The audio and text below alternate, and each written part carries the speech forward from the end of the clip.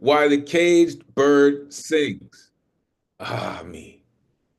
When his wing is bruised and his bosom sore, when he beats his bars and he would be free, it is not a carol of joy or glee, but a prayer that he sends from his heart's deep core, but a plea that upward to heaven he flings. I know why the caged bird sings. Sympathy. Paul Lawrence Dunbar. Welcome, welcome, artists and family. You know what it is. Finally, Thursday night has come back. Pull up a Zoom box, grab a microphone, and get comfortable. It's about to go down.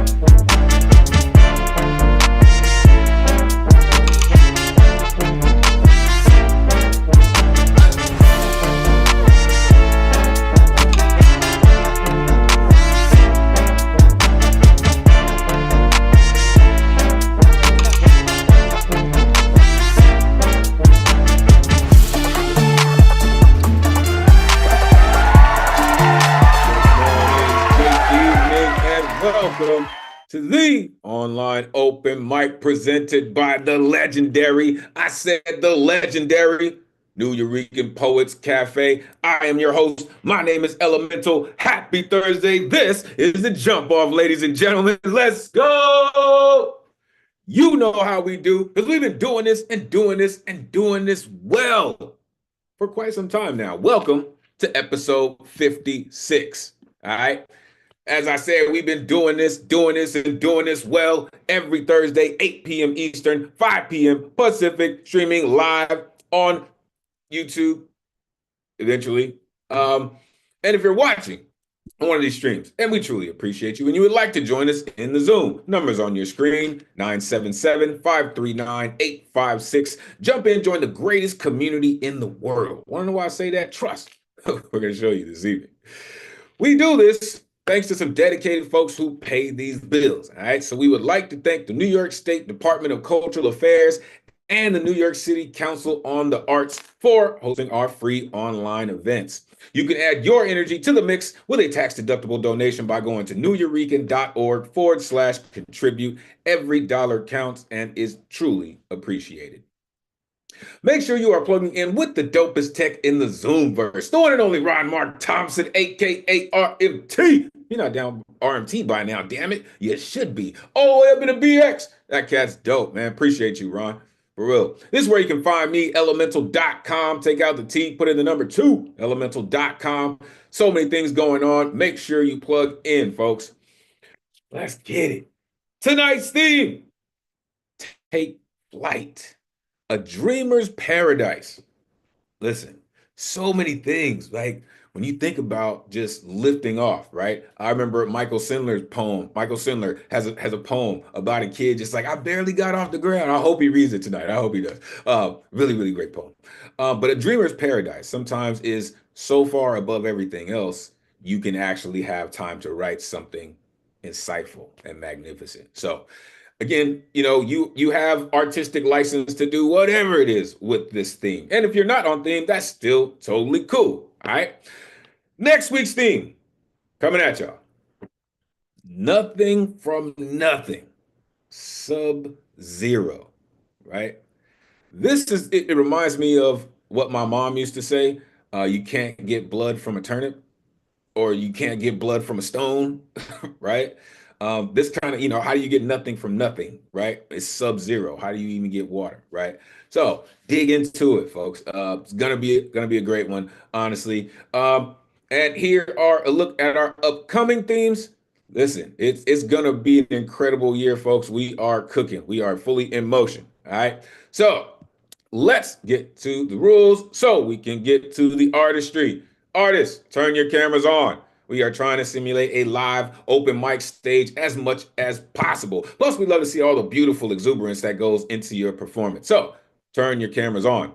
As you're getting ready to come to the mic, have your artwork ready. All right, there are sound settings inside the Zoom to make sure we can hear every piece of your instrument that you're going to play, and there are resident musicians are in the building this evening. So make sure you have it ready to rock. Artists, you got 3 minutes, all right? Keep in mind that there are people that want to rock later on as well. You got a 30-second intro to let the world know what's going on with you, how they can connect with all the things that you do, all right? Before or after we get down, make sure you are changing your Zoom name to coincide with how you want people to connect with you before or after you get down. Put your information into the chat because it pops, for real. We want to continue building our community. This is the time of night where all the sensitive ears should be tucked in bed because there are explicit lyricists here. And listen, they may bring about some triggering flashbacks, all right? But the founders of our cafe were major proponents on the freedom of speech, and we will make sure it maintains in the vein of everything we do. Therefore, there is no censorship other than any hate speech or any ism that people may use to manipulate, which will not, said not, be tolerated. Look around and get cute and get the boot all the way from the BX, baby. This is a living, breathing trigger warning. Thou hath been warned. This is a true call and response space.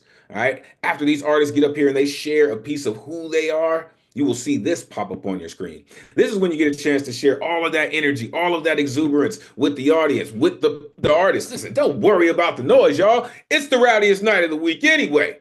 All right. Share all of that energy and it will be returned to you from every artist. Trust. The guaranteed list tonight is closed, all right, because signups begin 24 hours before the show, which is Wednesday at 8 p.m. Eastern, all right? To sign up, you go to Nuyorican.org, you click on the Thursday that you want to get down, and you need an Artist-RSVP ticket. It's the only way you're getting on the guaranteed list. They won't pop up until 24 hours before the show. Plug in. Tickets are getting hot, baby. If you're in the tri-state area, make sure you are plugging in with the Nuyorican Bowery Slam, hosted by Jay Rose. Shout out Jay Rose. Shout out Luna Rosa. Shout out Poco Queso. Listen, so many folks have rocked this stage. It's been an amazing place. Dr. Z Page was on that stage too, rocking. Make sure you are plugging in. It is a great space to get down and be a part of poetry. Also, the open mic at the Lower East Side Center. Shout out Soul Preem, an amazing space, an amazing cat, man. Go and get the energy, all right? And the final Friday stage. Shout out Tony McPherson. It's going down in that building. Trust and believe. Listen, this is how the team was built, right? You've seen. Listen, it's some work that goes on this stage, right? You won't even find yourself on that stage unless you got some work to put in. It's all sharks in those waters. Trust. Also, the Know Thyself meditation space. All right. I believe it's first and third Saturday. Yeah. Listen, make sure you plug in. All right. We are trying to deal with the energy of the entire artist. All right. Tonight's list. Oh, these incredible artists. We got some folks we haven't seen. Looks like we got a new voice in the building. Let's get to it. There's all my rowdy friends here on Thursday night. What's good, good people? Great to see all of you. As always, I see some familiar faces. I can't wait to see folks get down. Their artistry is going to be amazing, folks. I promise you. So, as I am putting the information into the chat this evening, let's set it off. Coming up first, our resident blacksmith is in the building. I mentioned him earlier because his poem is just it's so incredible, right? It's one of the ones that I appreciate so very much. And he's just Mr. Lighthouse Writer himself, the one and only Michael Sindler is in the building. Let these folks know where they can find you, sir. It is always great to see you. Come on, set it off this evening. Great to see you as well, and everybody. I love the whole family here, and it is great to see new people. And I just want to point out that there's gotten to be some more feminine energy for a little while. It seemed like this place just kind of stank of testosterone. And I just really am so happy that it's broadening back out again because we need everything, you know. We need every single taste of what humans are. And with that said, I want to go ahead and put up for lighthousewriters.org, which is a wonderful organization that can be helpful for people at any stage of writing and whatever kind of writing you do and whatever it is you're looking to get better at. I think the poem I plan to start with is what you were thinking about. I hope so. And it's called Flying. Flying. He decided to learn to fly, not how to pilot an airplane or a helicopter. He wanted to fly. He wasn't big on unnecessary risks. He decided not to do anything stupid like throwing himself off a building or a cliff. He would start slow and build up to it. He picked a spot and named it his launch pad. He swept it until it was a clean and tidy piece of earth with no pebbles or twigs to stick in his feet. He put on his lightest silk pajamas and called them his flight suit. Standing in the center of his launch pad, he took several deep breaths and then he jumped. He jumped straight up and then came down in the same spot. He had only jumped a couple of inches, but he had left the ground. He took a few more deep breaths and then jumped again. He repeated the procedure once more. After 3 jumps, he was happy with his efforts. He went about the rest of his daily routine feeling better for having left the Earth's surface 3 times. The next day, he swept his launch pad clean and jumped 3 more times. The next day, he did the same. Day after day, he would jump 3 times and then carry on with whatever jobs and chores the day had in store for him. This went on for months. At one point, the launch pad had been jumped on so many times it had become a hole. He filled the hole with fresh dirt, tamped it down, and then did his daily jumps. Not a day went by when he did not jump, no matter the weather or his health or how busy he was with obligations. Each day he would put on his flight suit, go to the launch pad, and jump. Some in town laughed. Some thought it was charming.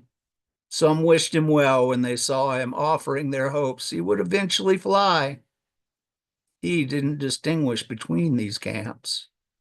After his daily jumps, he met all with kind smile, and he went about his daily chores. After the first year, some were inspired by his consistency and attitude and made their own launch pads. They too started to jump 3 times each morning before starting their daily grind. Some soon stopped, and some kept up the practice. After 2 years, there were dozens of people starting their day jumping 3 times in the air as high as they could. One day, the man did not come into town. He did not come the next day either. The townspeople went to investigate. At his launch pad, they found his flight suit, pajamas, in a heap right at the very center. They looked all around, but the man was nowhere to be seen. Someone looked up and saw something in the air. Perhaps it was a large bird, perhaps not. After that, everyone in the village jumped together every morning. After their jumping, they smiled ethereal smiles. They went about their day with a lightness in their step and a graceful air whenever they met one another. If one didn't know better, one might even think they were flying. And I do want to do one more, just because I, like I think all of us, have our minds and our hearts set with grief and hope for all the people and the wildlife and the nature in California that is being impacted. And it is important to, while we think about all the people there, the rest of nature there is also important, that's being impacted. So this is called Aftermath.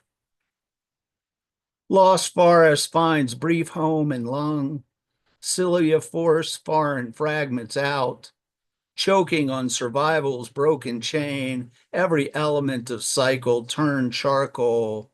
From root to canopy, bee to bear, wind whirls with sorrow's song, a smoky requiem, concussive crackle reborn in strained pleura's thick liquid, fur and mulch expelled with mucus. Eyes tear involuntarily, saltwater stream that cannot quench flame. Black flag alert of imminent peril, stretched thin across continent, unfurled warning of increased warming, whole globe soon rendered uninhabitable. Last cries of plant and animal fly unheard, mute witnesses to narcissistic species whose suicide takes all else along. In short, headstrong, destructive spiral. Over aeons, nature's balance will return. Earth will turn on axis, spin in orbit. Fire a constant, but artificial accelerant, merely speck of ash blown through time. No tempting trace of ego left behind. Failed grasp of inevitable, frail attempt to vainly wrest control from quintessential. Gray sky warns of flood and famine, drought flecked finality of food chain, its fall a harbinger, history's conclusion. Life sprouts anew in grand diversity, nurtured from humanity's humbled aftermath. Okay, with those cheery words, folks, we're going. So thank y'all. I'm so glad to be here.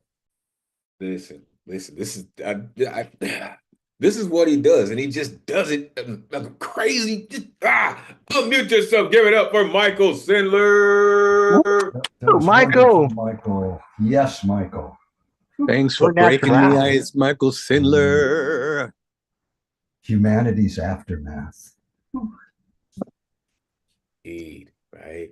Like, this is just a way to remind people, right? That as much as it reminds me of the group Outcast, right? As much as Andre 3000 wanted people to see the sky and the moon and the universe, Big Boy was reminding people that things were going on here on Earth, right?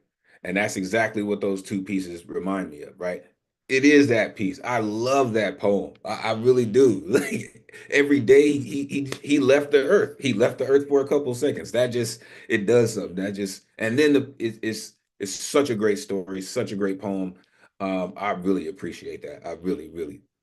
And then the second poem, it really is the earth, right? We really are seeing devastation happen before our eyes, you know?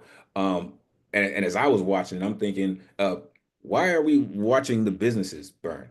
Like, why are we watching the businesses? Like, they're gonna be fine, but there are churches that are burning. There are people's homes, whole neighborhoods that are burning.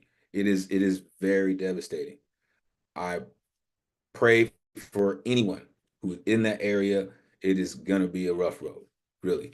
Thank you, Michael Sindler, for doing what you do, sir. Make sure y'all plug in with lighthousewriters.org. Really, he wouldn't be talking about this space for years if it wasn't worth it. Plug in. Thank you, Michael Sindler. All right, Starship is underway, folks. Let's get it.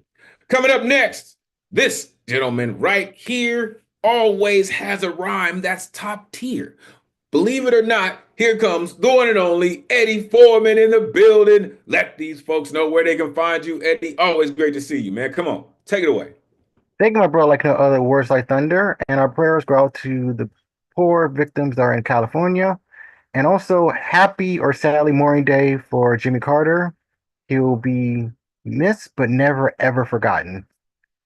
All right, my name is Ed Potato, the Fantastic. Please, it's time to join my rhyme five through sublime. I got two pieces, so I won't take too much time. The first piece is called What is Morning? What is morning? You need to do some exploring. Is a rainstorm or hurricane from within? It stops, but goes on over and over again. It's processing all the bitter emotions. It's like swimming in a crazy ocean. I know it feels uncomfortable and hurts. You're not a curse, and don't let yourself burst. Era has been there. Don't worry, someone cares. It's not easy crying all alone. You're human, not a hard stone. Please let it all out and about. Who cares? Scream, cry, or shout. Life is a crazy, drunken thing, but it still keeps going and sings. Please help your saddened core. Please tear the locks on the door. Feeling is a testament to your humanity. Life is about vanity, but rationality. Thank you. The other one's called Risking It All. You want a little advice? It's not hard. Do not sigh. Follow the gleam in your eyes. See where they go and lie. Turn off your annoying device. Toss away your wise. Opportunity doesn't need a size. It will come for your many tries. You just need to rise, rise, and rise. For a little earthly spice, you will be so quickly surprised. Your body isn't made from ice. Your achievements will arise. Enjoy life's beautiful delights. It will come for your many tries. Sing through the nights. Your hopes aren't a disguise. Don't dawdle in the twilight. Don't worry, life hasn't yet died. Don't be afraid of the new heights. You don't need to improvise. Learn from the adventurous flights. No more silent whispers or goodbyes. Get up from the bitter fights. Life has no easy guides. Treasure the vices in your sights. Enjoy those crazy up and low rides. Soar higher and higher than any kite. Don't panic. Time hasn't killed your insides. The joy of gaining can really suffice. Your curiosity hasn't yet subsided. Your regrets can really bite. Your worldly possibilities are the open skies. Come on, accept life's huge invites. Thank you. You see, man, this dude has got such a positive spirit, man. I love this dude. Unmute yourself. Give it up for Eddie Foreman. Love you too. Woo! Statement. He's a pure shining light. Yeah, for real. It's wonderful, Eddie. Eddie is just one of those dudes. He's been rocking with us for a long time, and I love to see your evolution, Eddie. Really. No more silent whispers or goodbyes, right? You're not a curse, he said. You're not a curse. Like, really, man, you've been writing some really uplifting stuff, Eddie. And I'm digging that path that you're on, man. It's rocking, man. Appreciate you. Appreciate you. All right. Coming up next. Oh my goodness. This incredible artist has been also rocking with us for some years. Author of Four Crescents, author of Black Calculus, author of Evaporating Rage. This Pushcart nominee is just amazing in all senses of the word. The one and only Mathematics is in the building. Let these folks know where they can find you, Math. Always great to see you. Please take it away. Hey, good evening. I love Thursday evenings, get to be with my people. Yeah, baby. I got two pieces, maybe three. It all depends on the timing. But here we go. Like it or not. Shelter in place, self-quarantine, an opportunity to go inside. Maybe build a rocket to explore your innerverse. Maybe invent the fuel for a rocket you've already built. Maybe leave your skin in a pile at the door, sanitizing raw knuckles, peeling out of gloves like a snake, shedding lives between a rock and a hard head. Say goodbye to superficial thinking.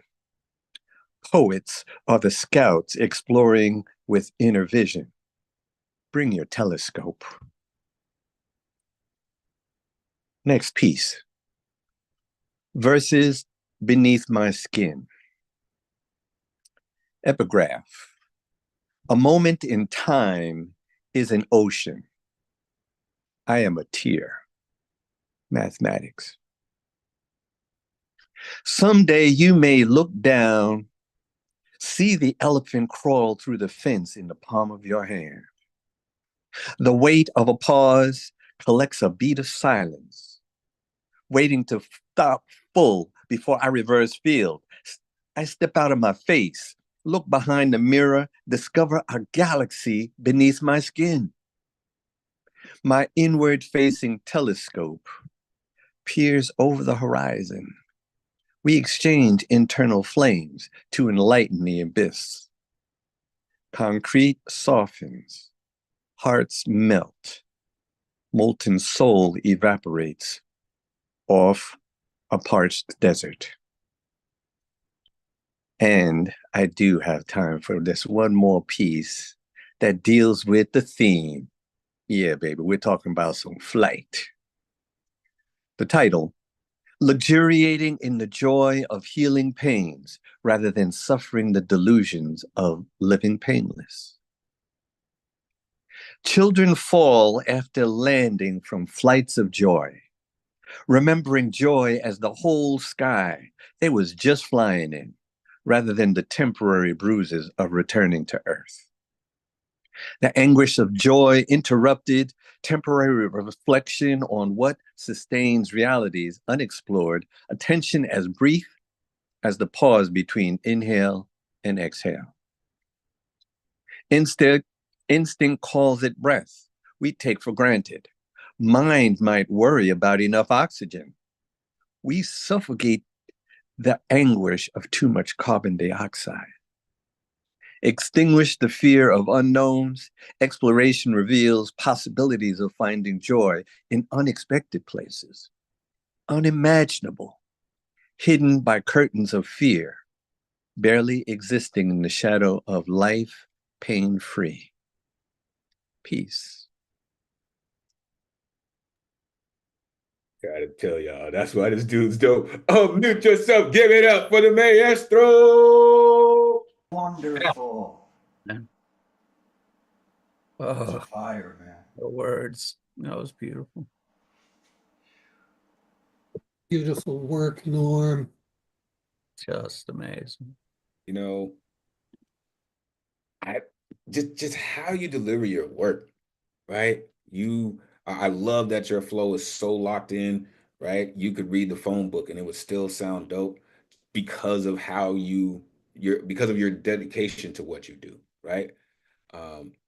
He said, they said shelter in place, it's an opportunity to go inside, right? Explore your inner verse, right? He said, poets are the scouts exploring inner space. Bring your telescope. What? Bring your exchange internal flames to enlighten the abyss. I mean, find joy in unexpected places. And listen, I don't know when we first started coming to this space if we knew joy lived here, but it pulled up a long time ago. Appreciate you, man. Truly. Make sure you plug in with mathematics. That dude's all kind of dope. Appreciate you. All right, coming up next, all the way across the pond, this incredible artist, the most eloquent writer I know, is about to do it again. The one and only Lantern Carrier is in the building. Let these folks know where they can find you, Lantern. Always great to see you, brother. Please take it away. Thank you, my brother. Happy New Year to everyone. Part of the beauty of this magical planet is its evolving change. We move from Gaudi's La Sagrada Familia to the promising dreams of an ever-transcending newness. I am a dreamer of love, and my heart takes flight like butterflies and phoenixes, striving to manifest my dreams. The old dawn has dissipated, and morning ushers the golden sunrise of opportunities, already revealing themselves on the crest of visionary tomorrows.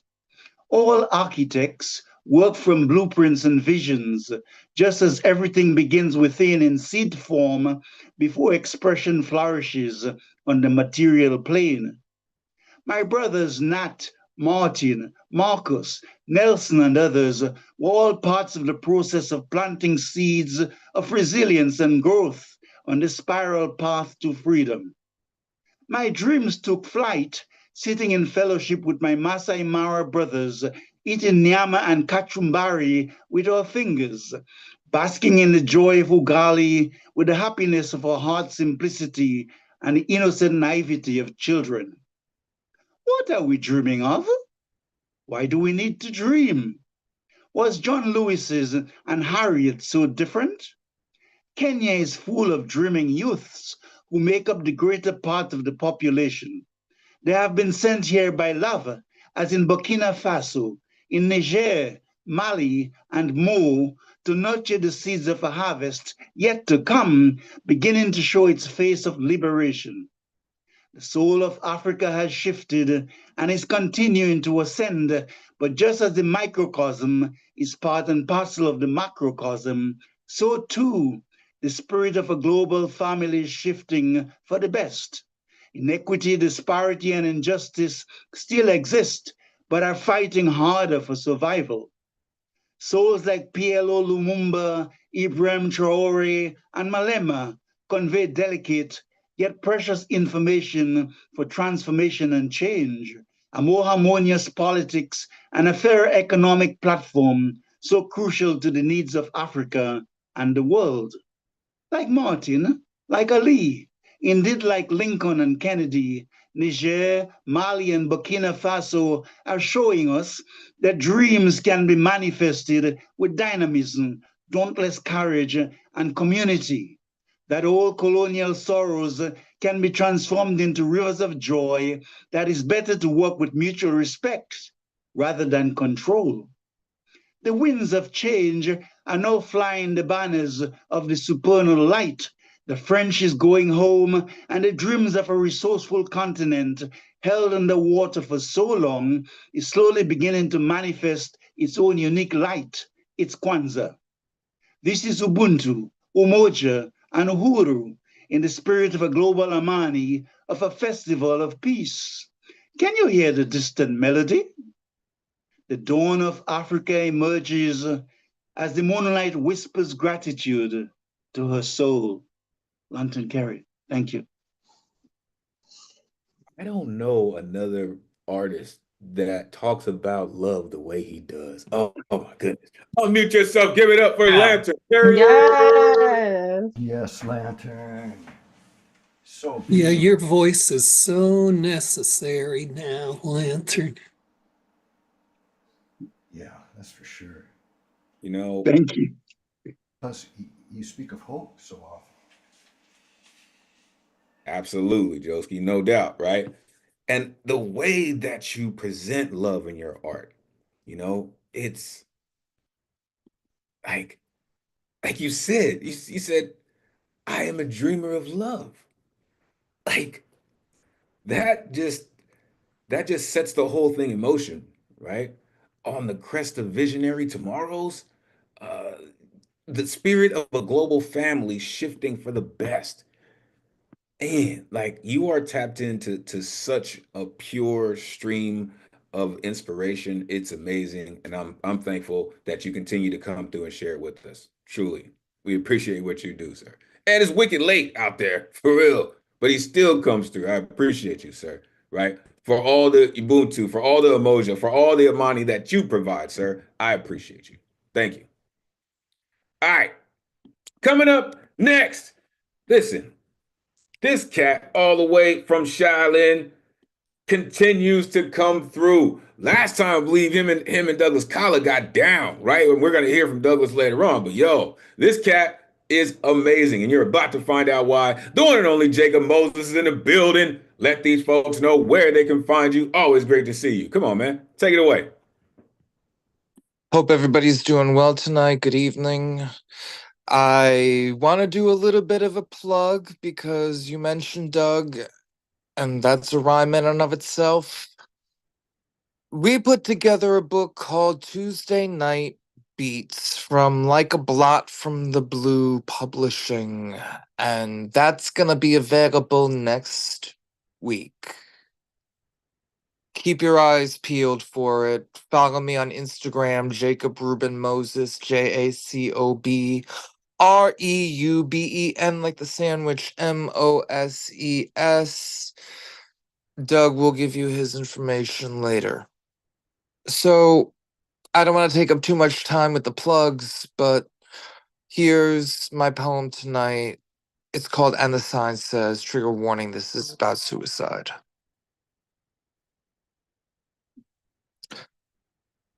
It was the 3rd of June, another sleepy, dusty Delta day. Hey, I was out chopping cotton and my brother was baling hay. And at dinner time we stopped and walked back to the house to eat. And Mama hollered at the back door, y'all remember to wipe your feet. And then she said, I got some news this morning from Choctaw Ridge. Today, Billy Joe McAllister jumped off the Tallahatchie Bridge. On the X10 crossing the Verrazano, I saw a sign that said, "Life is worth living." Underneath it was the phone number for LifeNet, the suicide prevention hotline provided by New York City. Scenery changes to underground where subway trains are electrified by the grid, where the edges of those platforms need that same sign. I could have been a statistic. I could have hung upon the yellow circles with a black R like fuzzy dice, gambling with my life as if the train was a solitary bullet in the game of Russian roulette. Subway casualties would be denoted in surveys exposing blankets of trauma by both jumpers and strap hangers. Nonprofit organizations might have commemorated my fatality anonymously in a bar graph had that attempt been completed. And many ignore that corny credo, entering the hearts and minds of those wanting to transition between earth and ether. Now, consider the Emerald Tablet, the doctrine of Hermetic alchemy.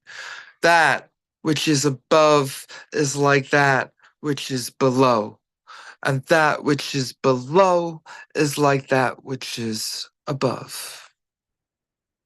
Heaven and hell, bridges and tunnels, Eros and Thanatos, the blessed and the damned. A will to die is always greeted with an easy and accessible method, and a will to live comes with the complexity derived from avoiding said method.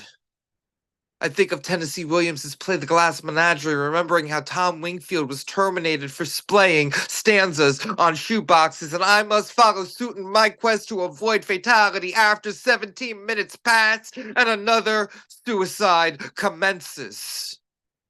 The movies will maneuver my mind to manifest melodies. The moon will motivate my messages. Amid that cranial chaos, I need to be that selfish fucking dreamer. I need to dance with El Diablo in the catacombs of opium dens in Gehenna. But then my family enters the forefront. The entropy expires. And the dead don't seem so lucky but with the truth of certainty and the certainty of truth. The sign that you should live should be in every place one chooses to die. Poem. Listen, sound like you got graveyard soil in your teeth, but that's how you do it. Unmute yourself. Give it up for Jacob. Yeah. Yeah, let's That's go. all That was this dope. and Bobby Gentry too. Yeah, man. That was great. Yeah, that last Thank you. line should replace the billboard you saw on the X10. Yeah, definitely. See, this is what I'm telling y'all, right? Greatest community in the world, right? Because where some folks would probably be like, that's a little too much. We need to positive. We need to be positive. Listen, told y'all it's a living, breathing trigger warning. As you said, right? The billboard is not wrong, right? Life is worth living, right? But then you went you said consider the emerald tablet like you just started writing in that shit like in the margins like I do textbooks and shit like just taking notes, right? A need to be that selfish dreamer, man. How you went into that dream, man, and I'm thankful you made it out of that dream, but whew, that was a heavy, and I'm thankful that you brought it here, man. I told y'all, all the way from Staten Island, this cat does it, puts in the work. Appreciate you, man. Yes, we are looking forward to that work. Shout out Blotting the Blue. Shout out Finn Hall, man. That dude's dope. All right, coming up next, this gentleman, again, one of the storytellers in the building. This gentleman's work, it just has a way of sticking to your bones. He just does it. I'm telling you, I don't know how, but you're about to find out. The one and only Alan Gary is in the building. Let these folks know where they can find you. Always great to see you, sir. Please take it away. Thank you, Elemental. Friends, feel free to follow me on my Alan Gary Facebook page, where you can engage with all of my open posts. Since tonight's theme is dreams, well, here's how I manifest. This poem is called Dream. I color my world with existential meanderings, my palette imbued with what I see, nothing too small, nothing is aggrandized, all is beauty to me. When I create, I throw off my yoke, no longer a thrall, and initiate with each stroke my mind's eye in focus, clear and bold. Behold, like the spring crocus, I grow my musings from infinite nothingness to unassailable insouciance, loveliness in the first degree. Unshakable I am, heaven's abductee with angelic grace. Nothing is an impossibility, enabling infinite tangibility. What once was a dream is now reality. Thank you. You see what I'm saying? Like, you see what I'm saying? It just does. It just does. Unmute yourself. Give it up for Alan Gary. That was very nice. Fantastic, man. Thank you. Very cool. I love how you put yourself in nature like that, right? How you said, I grow my musings, right? I grow my musings. You also said, throw off my yoke, right? For a long time, I had no idea what that meant because I always heard it in a biblical sense. But that imagery right there, to me, that's what made it heavier, right? Is that line right there. Unshakable I am, right? Like, as soon as that big ass yoke hit the floor, right? And all the neighbors are like, what the hell is that? Now the work can get done, right? When you finally become you. it's amazing, sir. I appreciate you. I appreciate you for that. That imagery is gonna stick with me for a while. Appreciate that, man. Really. All right. Coming up next, Brooklyn in the building. This incredible storyteller, keep telling y'all, storytellers are in the building. This next incredible artist comes through with some work. Listen, the way this artist is about to tell you the stories, prepare yourself. For the one and only Markencia, please let these folks know where they can find you. It is always great to see you. Please take it away. You can find me here.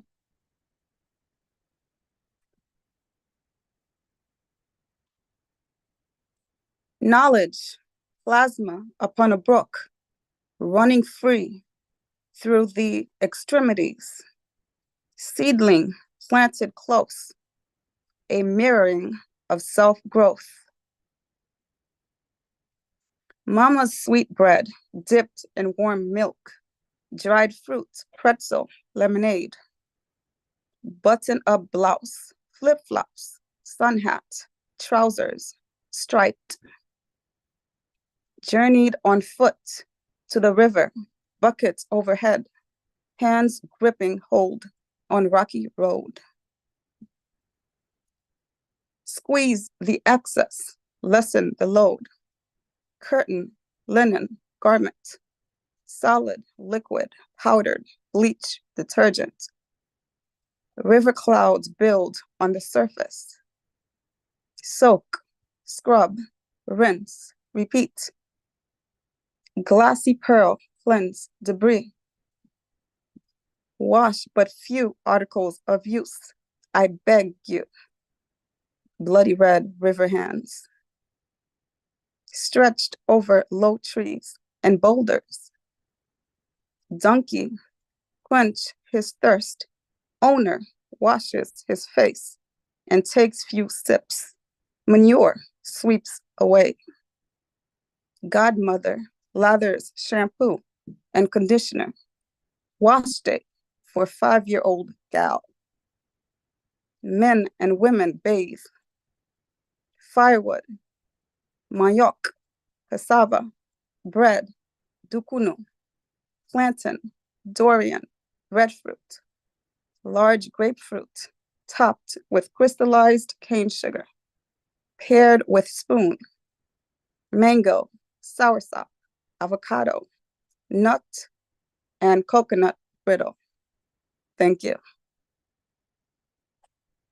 Yo, make sure when all the poets get together, you bring that. I want that. Unmute yourself. Give it up for Markencia. Big tooth is going. Yes, that was beautiful. That was great. Oh, so many things. Yeah, that whole ending had my mouth watering. That's not fair. You got to give a trigger warning for that. Fair warning for I love the diabetes. visuals. Yeah.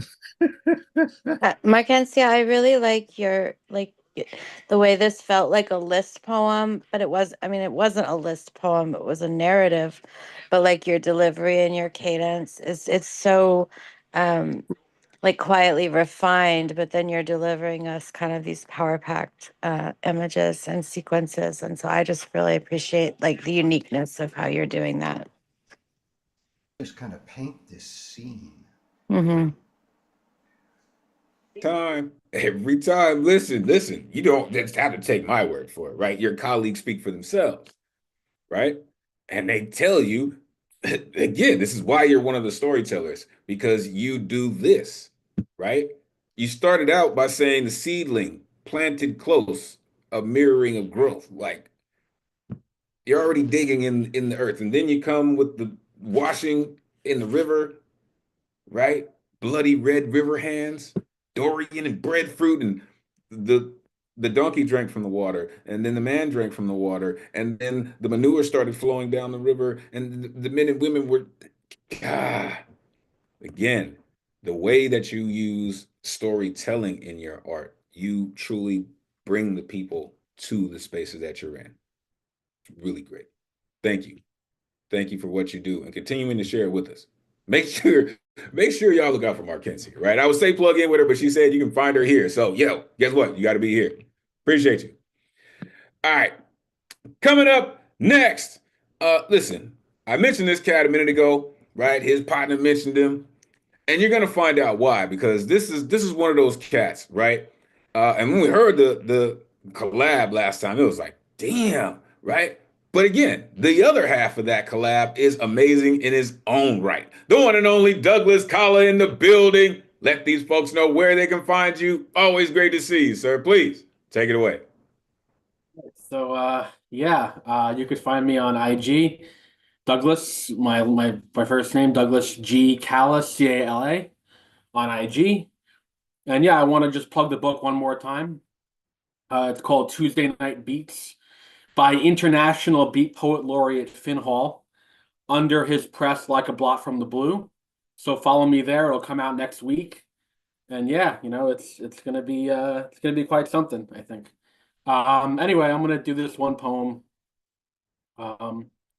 It's called Not the Prodigal Son. Forgive me, Father, for I have sinned. Forgive me, Mother, for I am not the prodigal son. Sandwiched between success and failure, gravitational pull of forces attempt to split me in two. Weight of gravity's decision declared me decimated. Decibels of sound uttered from wind-burned lips choke out of me with conviction. I seek to be a trailblazer, setting stages alight while remaining true to my mission statement. I am not a crestfallen soldier of fortune, he who seeks solace in the in-between moments, spirit nearly amputated by self-doubt and indiscretion. I must infer from past battles and conjure a new strategy, much like mages who thwart dark energy with summoned spells cast, specially designed to uncover a sound's weaknesses and exploit them. Forgive me, Father, for I have sinned. Forgive me, Mother, for I am not the prodigal son, but I'm trying to make up for lost time, doing more than merely spitting rhymes, digesting my battles like ferocious enzymes. Warding off indigestion, no gag reflex. I don't induce passerby to hurl. I am not a domestic terrorist. I do not incite insurgent destruction as demonic forces fester in the brokenness of hollowed out homes. Families displaced by warring factions, treasonous actions try tipping the scales, acts of subterfuge render reconnaissance futile. Tom Clancy's skills going to waste. Clatter of church bells ring in new days. Restful eyes, reactionary body, ripe for a renaissance. Caution tape strewn over crime scenes. Investigators descend on the scene. Emergency personnel kick into high gear. Fighting, not flighting. Open arms, toil in the rubble, bones sifted. There's granular details that can't afford to be missed, as graffiti tags act as either ominous omens or hopeful declarations. Car is parked, but meters run. Sublime messages encoded in setting suns. Forgive me, Father, for I have sinned. Forgive me, Mother, for I am not the prodigal son. Home. Yo, prodigal son or not, sir, that was dope. Unmute yourself. Give it up for Douglas Caleb. Oh, Yeah. amazing. Yeah, Good stuff. Thanks. Thank you. I loved your energy too. The way you delivered it and like the just like those small details like the graffiti. And there was something else that stuck out to me that is escaping me. Yep. Thank Looking you. forward to the book. Awesome. Yes, sir. Listen, make sure you both, one or both, plug that into the chat of how we can get it. All right. So the community can definitely plug in and support you, Listen, sir, you start getting in on it, right? Once you suck down all the way into it, yeah, it start purring, right? The engine in your system start purring, right? You said, I seek to be a trailblazer. And I think right as you said that, it was just like, oh no, I got it. I got it. not a crestfallen soldier, right?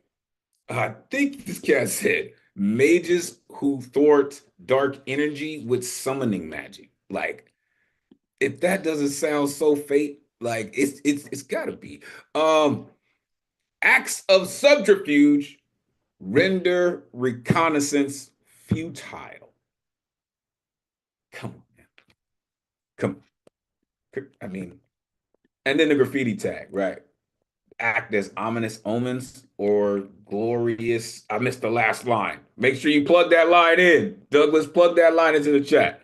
It was just amazing. It was amazing. Thank you, sir, for doing all that you do and continuing to do it well. Looking forward to the manuscript. All right, coming up next.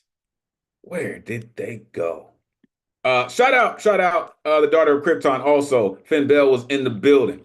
As I say that, shout out Poetry Global Network. This next artist, it has been too long.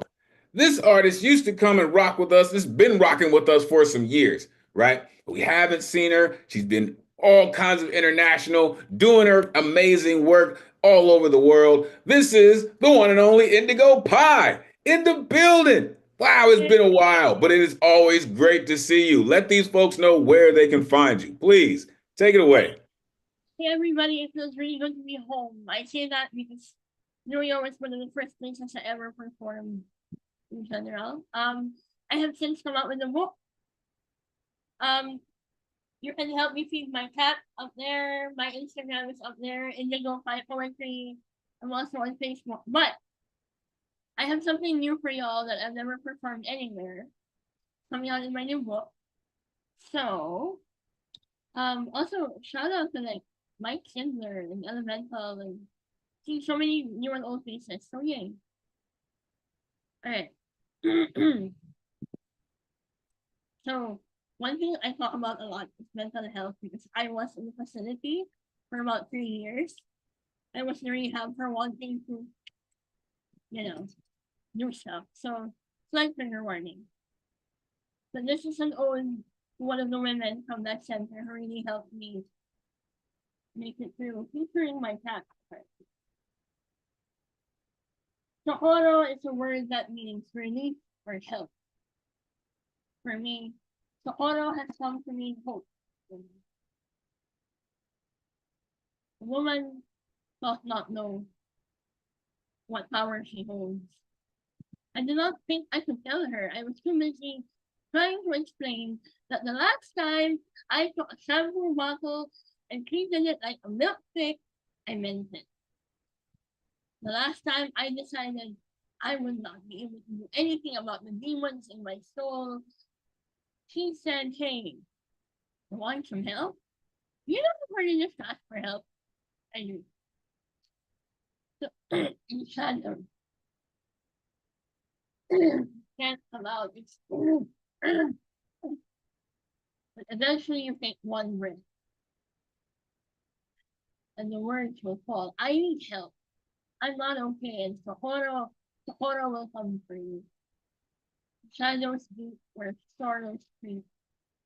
The gentle hands and fears resolve. Your life can evolve and not stay lost. There are mazes of choice. Your paths will entwine with others, and only you can pull yourself out of the rubble. Lay down your burdens and cast them away.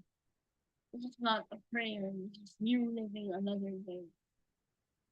Laughter like sunshine that filters through haze, the horror spark a new dawn, and ignite and brighten days.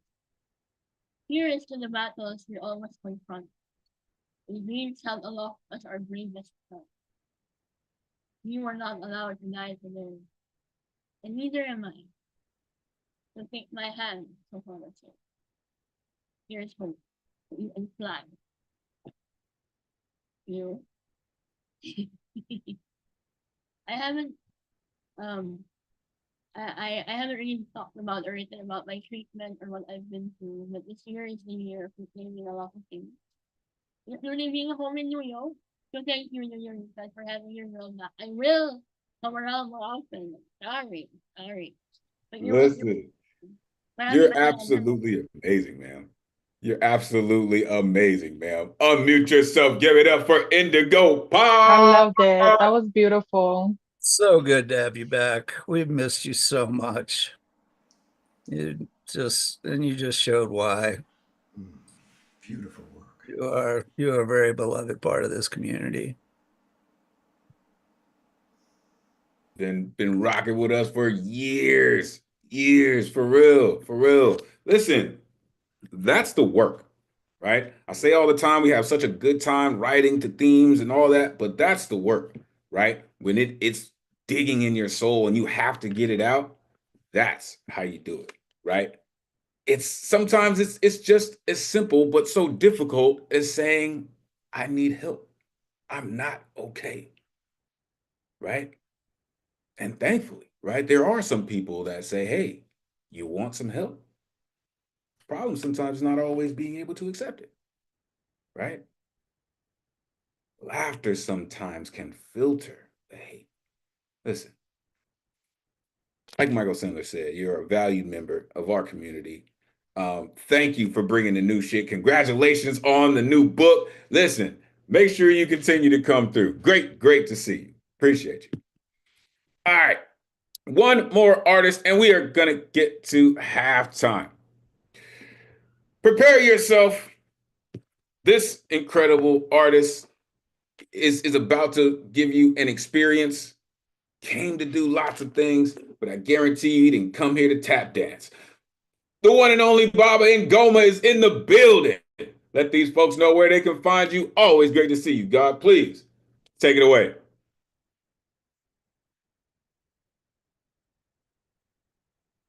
There we go.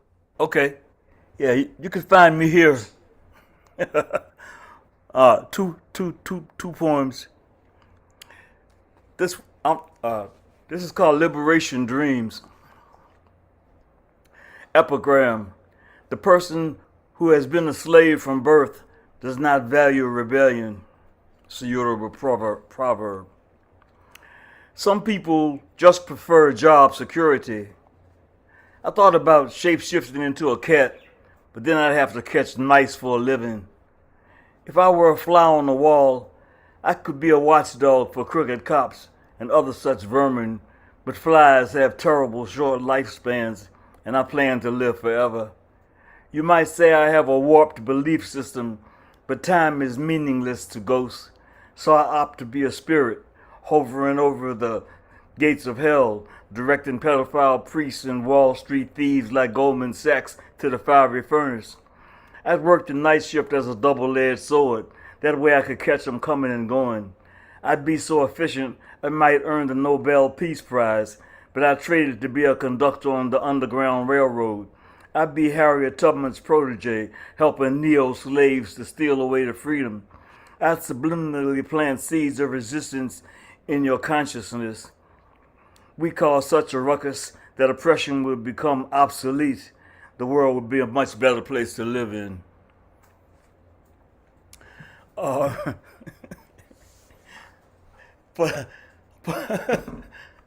poem from the book. I didn't come here to tap dance.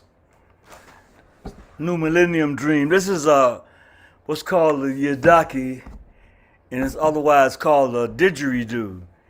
Our brothers in Australia play it. They say they use it to sound the universe into being. They say that it opens chakras, and they used it to take them into a space called a dream time. So I'm going to do this play a little bit, and then I'm going to do this poem, and the poem is called New Millennium Dream.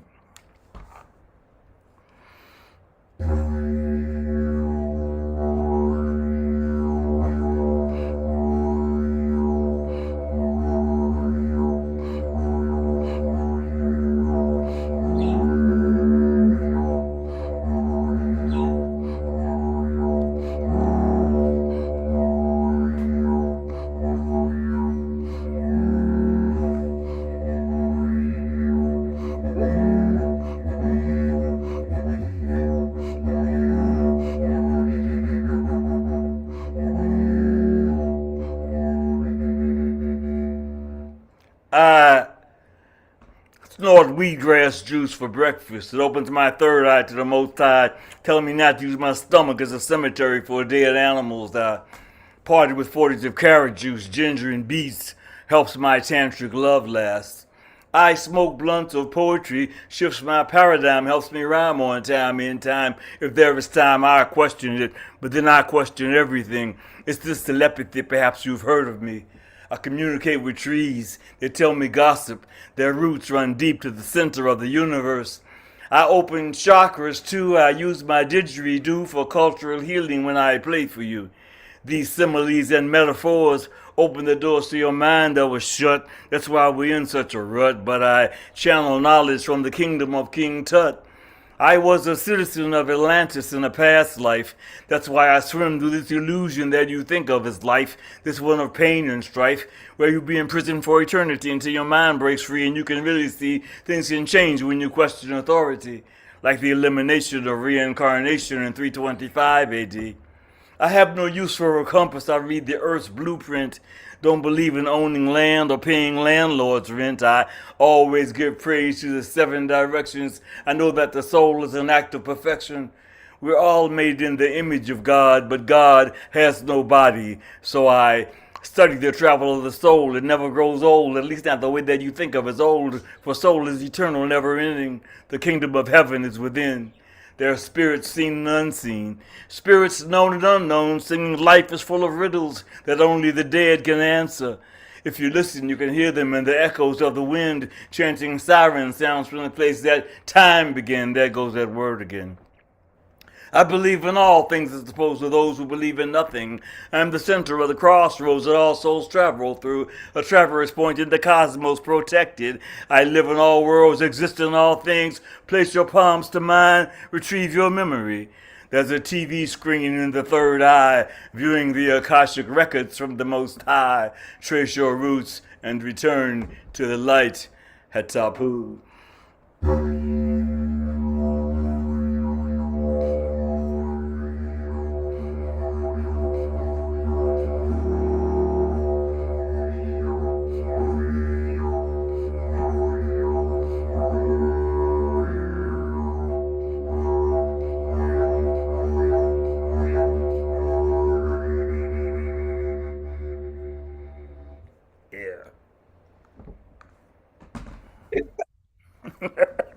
Doing it off the top too. Unmute yourself. Give it up for Baba in Go Mode. Yeah. Like what do we even say to that? I'm speechless. I have chills. I feel like I'm tapped in. I got confirmation, revelation. Like all that. That was awesome. I love it when you put the instruments together with the poetry, and particularly the exotic instruments that you seem to come up with. Really, really wonderful work. Really wonderful work. Thank you, thank you. Thanks for shotgunning that poetry blunt into my face. That was through the poetry bomb.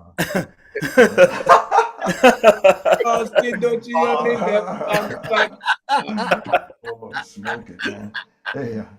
Hey, you could hear the overtones from the Adaki so well tonight. Yeah, that's actually, I mean, I've heard loads of people play it, but you really, really play it well. Yeah. Well, you have to have a deep, deep bass inside your own physicality to evoke that out of that instrument, and you really become one with it, like Michael was saying, in a way I seldom hear other people do. Yeah, good point, Paul. Like circular breathing, right? Yeah. Yeah, that's amazing. As opposed to square breathing, which is not good for you. Listen, I mean, I was going there too. Like, okay, I didn't know you could do that, but I guess so, right? Feel the air flowing around your body. Wow, man. Listen, rarely, folks, rarely do I get caught in just reading along. But damn it, just I think you said in the beginning, the person who was born in slavery has no dreams of liberation. That's just sad. That's just Time is meaningless to ghosts. I'd rather be a conductor on the Underground Railroad, right? Live at a time where oppression could be obsolete. Now listen, and I believe if I saw it correctly, you were coming off top with New Millennium Dream, and there's just some stuff in here. Listen, he said, "I have no use for a compass. I read the Earth's blueprint." Like, come on, man. Like, and then he had the nerve to blow to Yudaki. I told you he didn't come here to tap dance. Much love to the God, Baba, and Goma. Listen, whew, now we are going to pass it to the dopest tech in the Zoomverse, the one and only Ron Mark Thompson, aka RMT. You're not down with RMT by now, damn it. You should be. All the way up in the BX. What's good, Ron? Thank you so much, Elemental. So great to be here with everyone. Great to see Indigo Pie. I'm gonna second what everyone else says.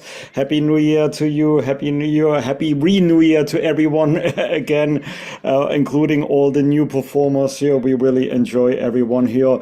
I am Ron Mark Thompson, one of the program and operations assistants at the Nuyorican Poets Cafe, and I also am working as your tech host tonight here at the on the online open mic. So thank you so much, Elemental, for your wonderful hosting here each week with us. Our Nuyorican Poets Cafe in Manhattan on the Lower East Side is currently closed. I am zooming in from the Bronx. Elemental is zooming in from a little bit further away in the country. But as you know by now, we are not stopping our programming. We are continuing online and at venues throughout New York City, including on Mondays. We have returned this year to the Bowery Poetry Club. We had a great slam year last year, every Monday, 6:30 p.m. We are continuing in Manhattan Bowery Poetry Club.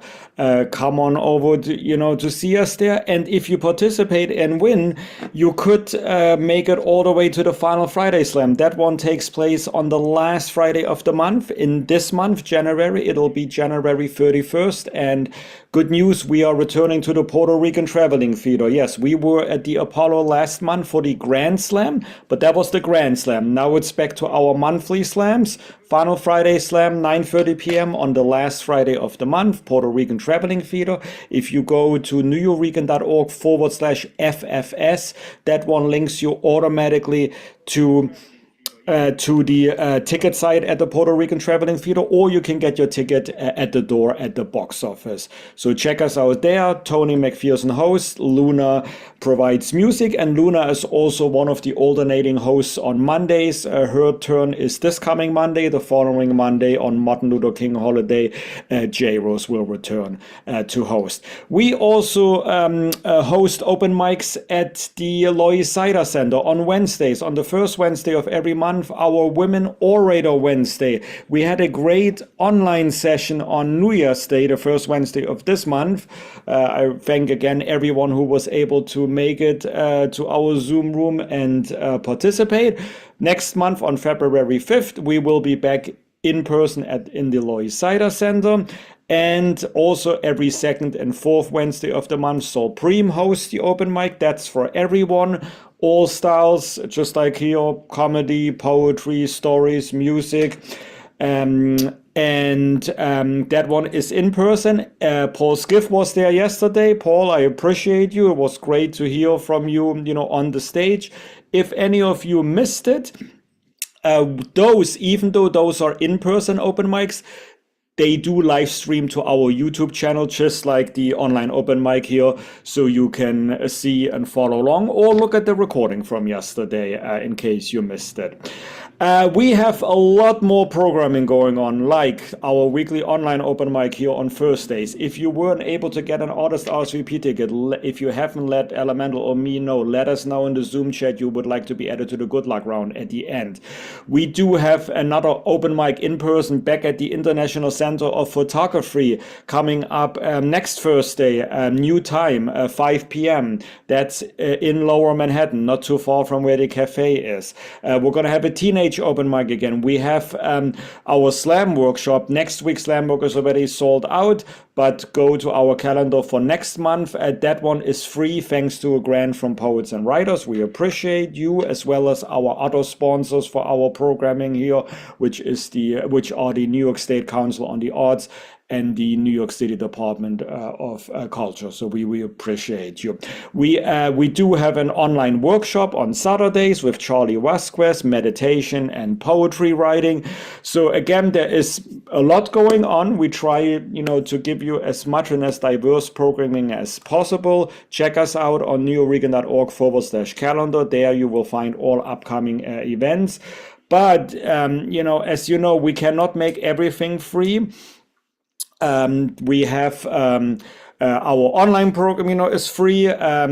Some of our in-person events, like the Three Kings Day celebration we did last weekend in Battery Park City. But then we also have ticketed events. Not everything pays for our operations and expenses. So if you are able to donate, no matter how small or large, you can just go to nuyorican.org/contribute. And for those who donated as part of their free ticket order for tonight, we appreciate you. We thank you.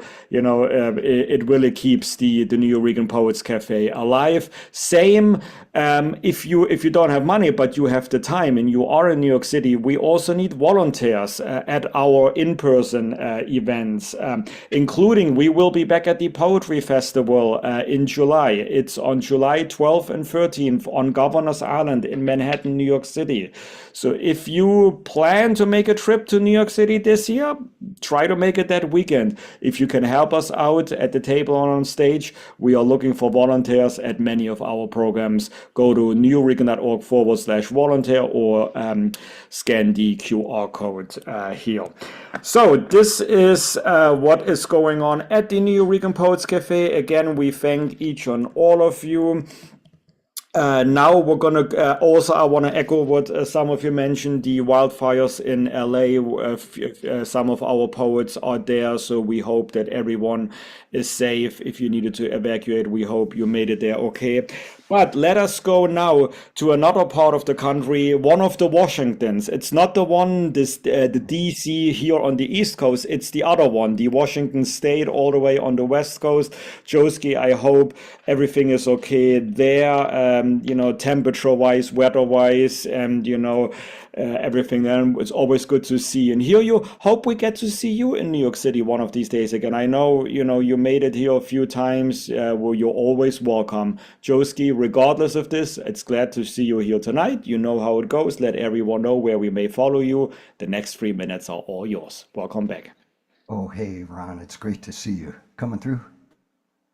Yes, loud and clear, as Elemen2al would say. Yes. Okay, so I've got a few poems tonight, and the first one I wrote 30 years ago about some people I love deeply. This is called The Tipsy Women. The tipsy women, loud and brash, survey their world through the bottom of a glass. Light is smoky, blinds are drawn, remnants of discretion fade. Unbalanced ladies promenade, howling in a rising storm, tip and crash like accidents. Glasses shatter into knives. Those who are anesthetized do not seem to feel a thing. The rest of us are bleeding. And then this piece is about something that happened in Oregon, where some white supremacists were encouraging neighbors to turn people of color into ice. Ice cold neighbors, something I wrote yesterday. Ice cold neighbors.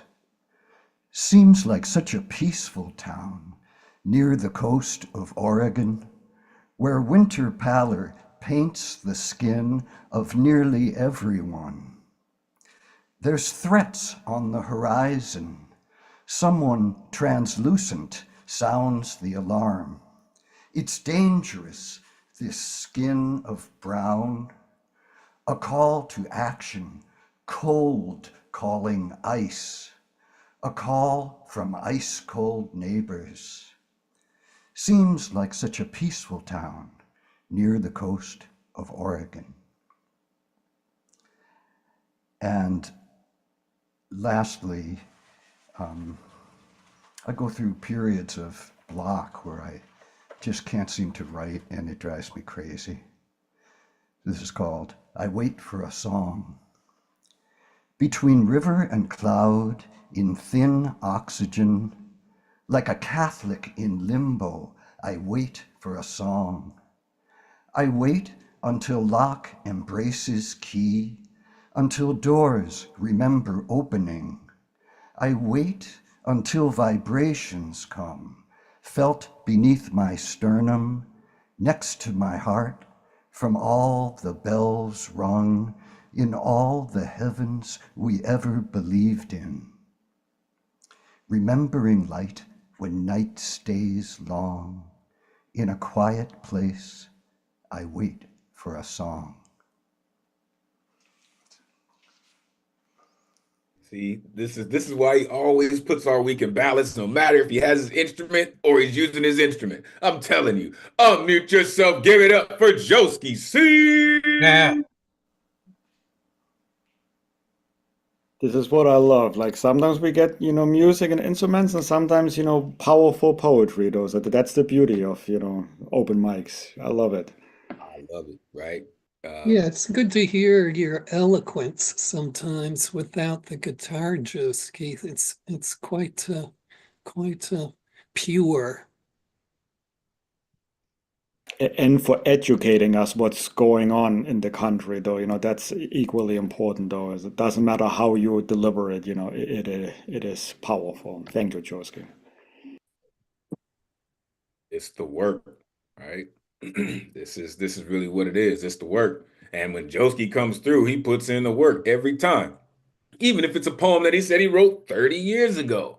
Wow, Joski, I didn't know you were 40. Like you've been writing poetry that long, huh?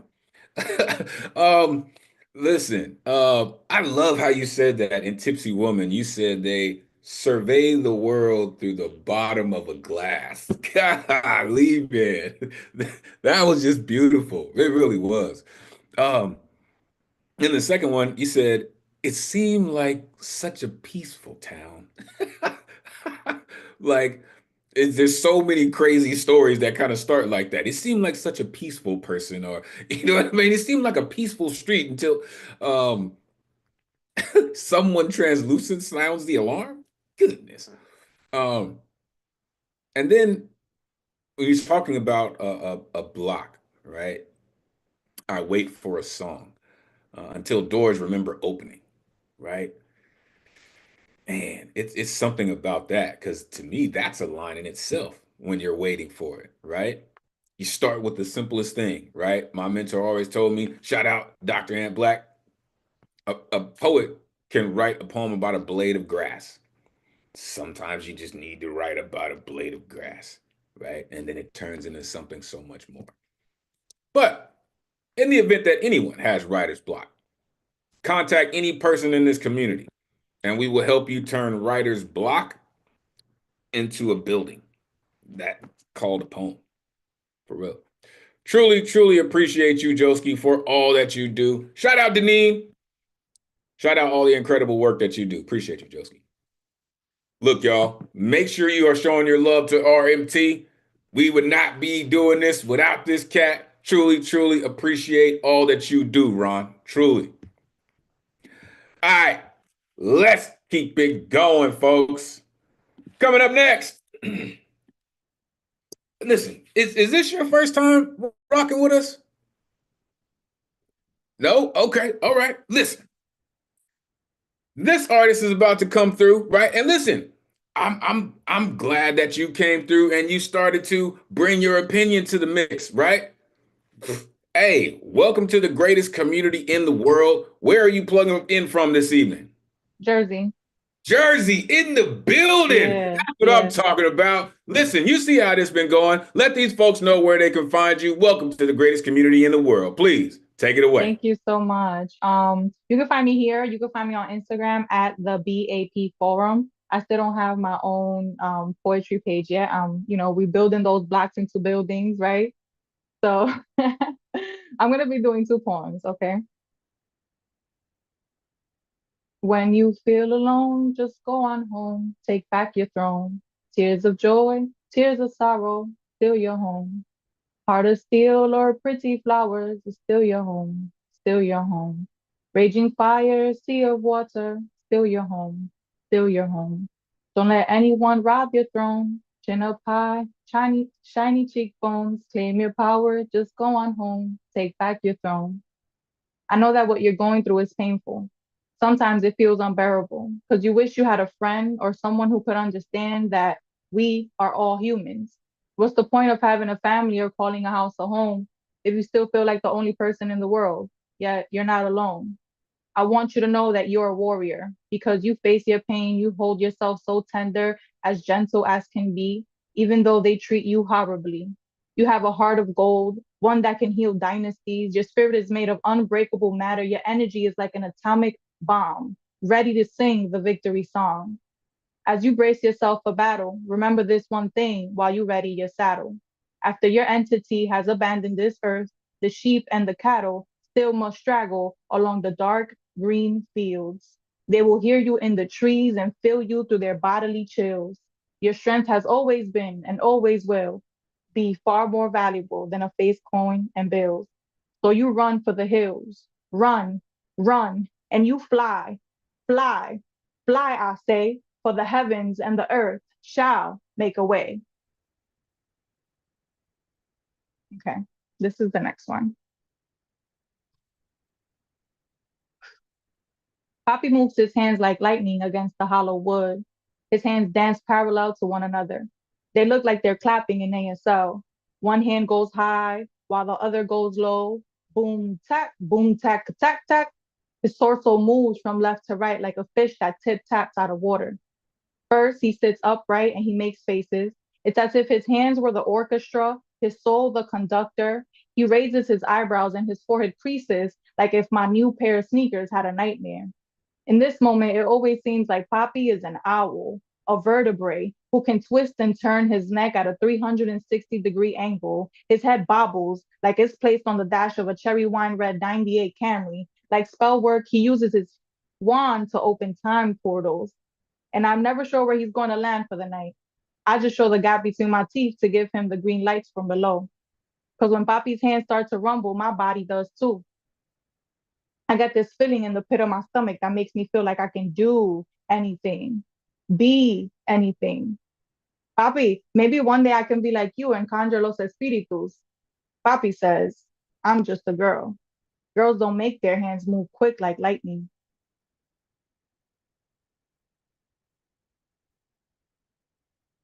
But if it flashed, oh golly, that's how you do it. Unmute yourself, give it up for B-Mo. Oh, that was beautiful. Yeah.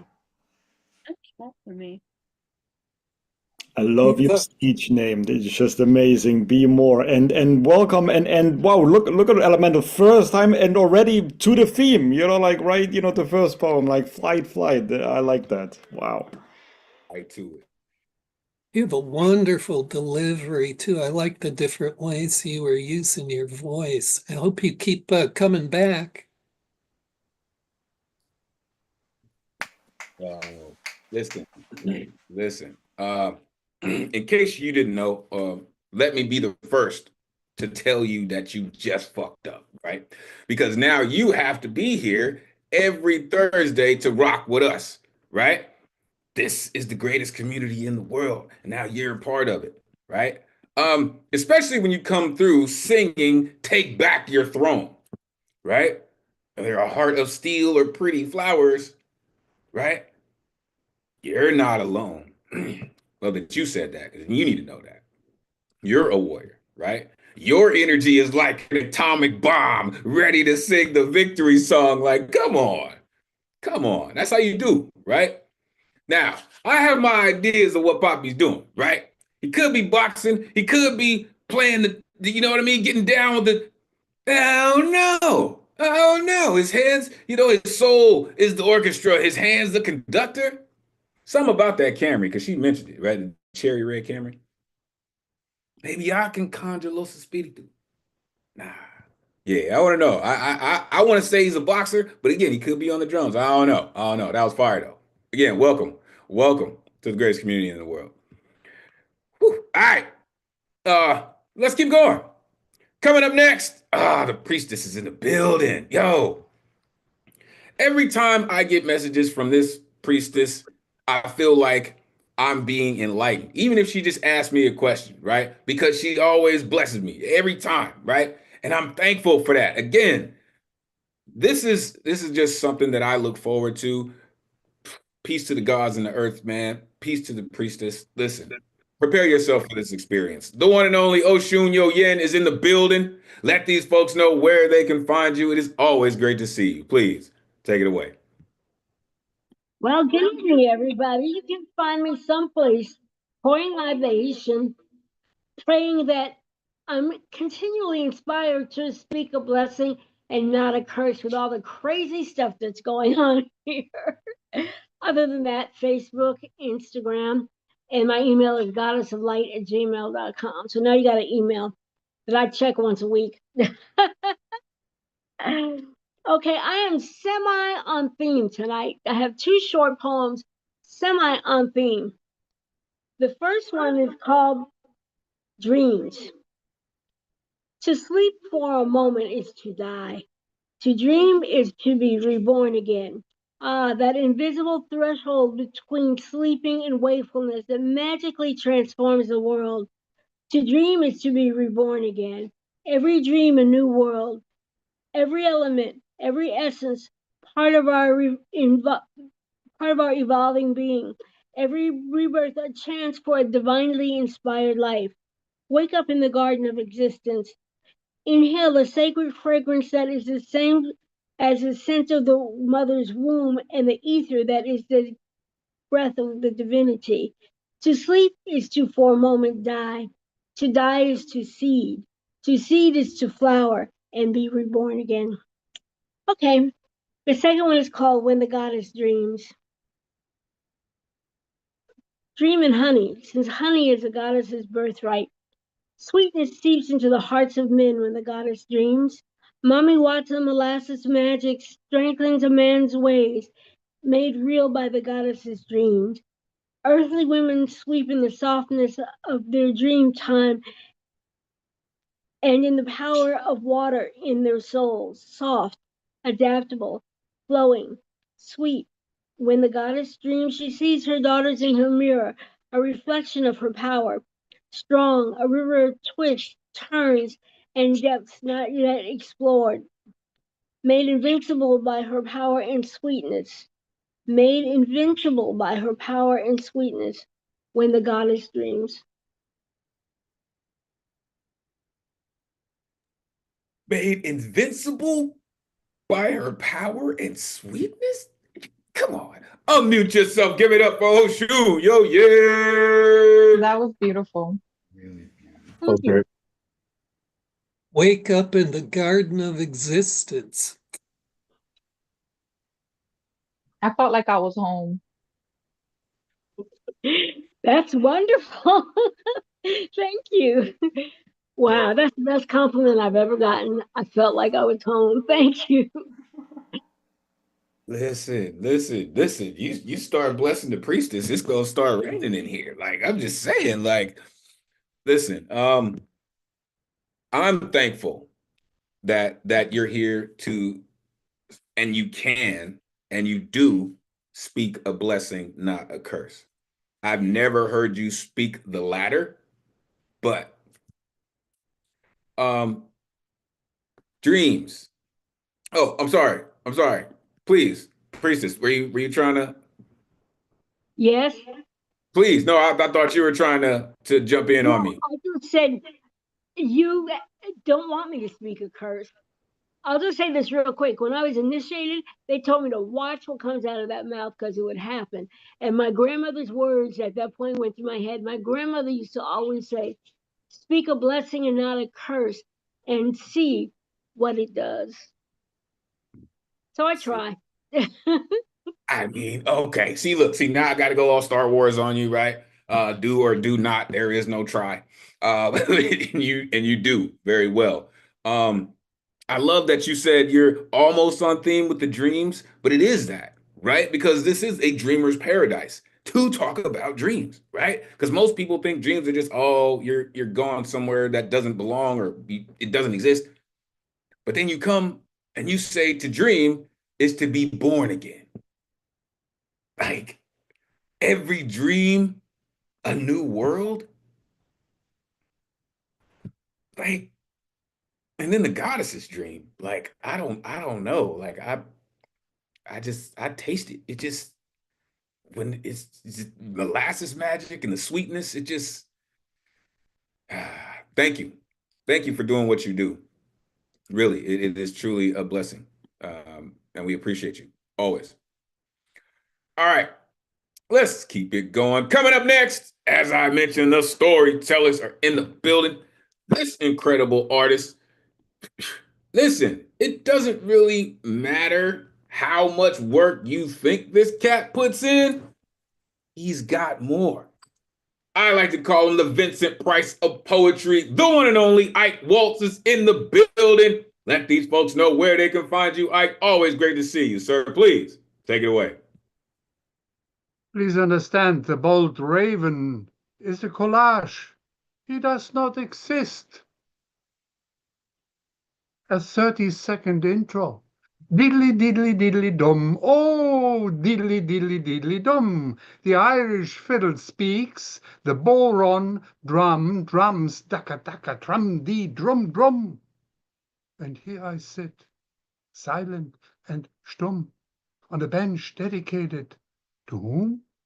I sit side by side with my Irish colleen at the rolling beach, and the Pacific song is rolling on, repeating the 1, 2, 3, 1, 2, 3 of a thunder crashing waltz, until the sun is sinking, and with an audible plump, the darkness begun. What is horizon thinking? When people stop passing by, and we keep remembering him, and him is we keep wondering why. But whatever happened to us and to him? Oh, magnum mysterium. He walked every sunset on our beach with his wife in tow, hand in hand, waving hello to the dolphins passing silently by. On a bench side by side, me and my wife, watching the dolphins gracefully rise and dive, telling us how lucky we are. Yes, they walked every sunset, hand in hand, touching us with mystery. How beautiful they were, strolling silently by, hand in hand, side by side. It is a few days now, and he's walking alone. We were wondering why. He looked lost, gray. His walk now heavy. He ignored the dolphins. There was no ocean in his eyes. We guessed and thought she must have left him. But where did she go? What happened to their love? Could this happen to us? Finally, we said, "Hi, how is your wife?" He stopped and stared. "None of your business," I expected his response. As he faced us ever so slowly, he felt sadness in his life. My wife had passed. Cancer, he said. Exactly 3 weeks ago, as of today. With an emptiness in his defeated sight, he turned like a ghost, and he trudged away. We sat frozen in time, speechless. The ocean drained away. The beach, suddenly empty, had nothing to offer, nothing to say. The dolphins gone for the day. I looked at my wife, she looked at me. Our bond realized fragile eternity. Will she ever sit alone on our bench, on our beach, looking at an ocean where dolphins say nothing anymore?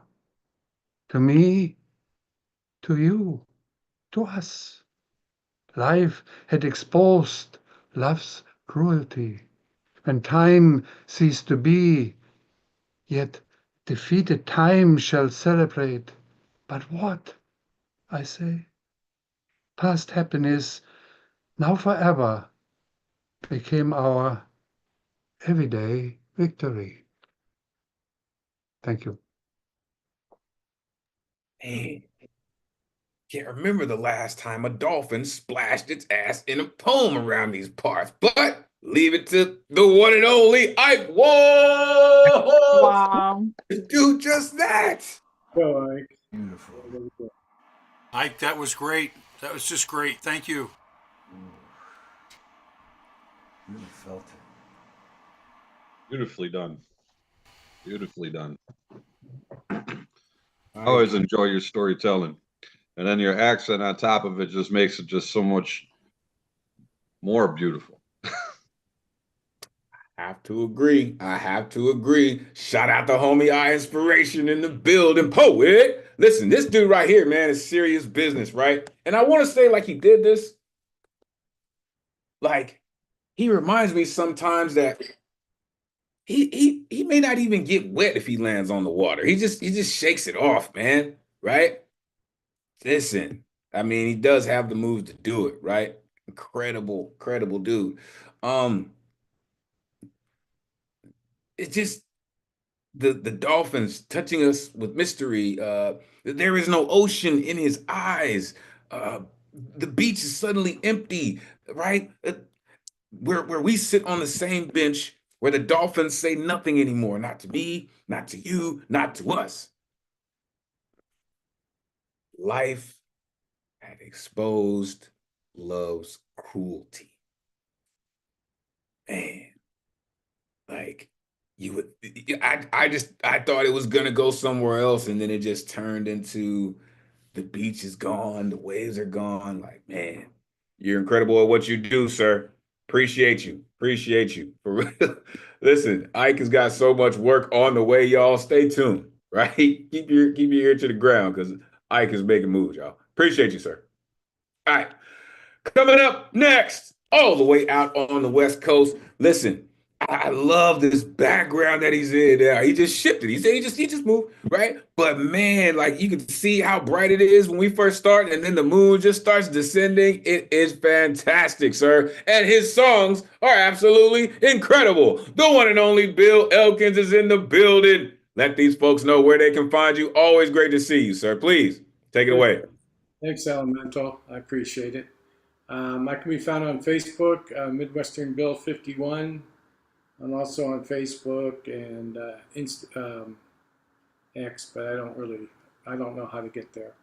I just pay attention to Instagram, basically.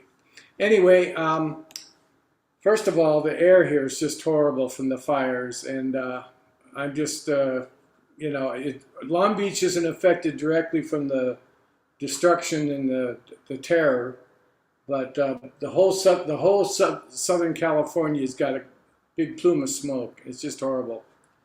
So I'm kind of wiped out.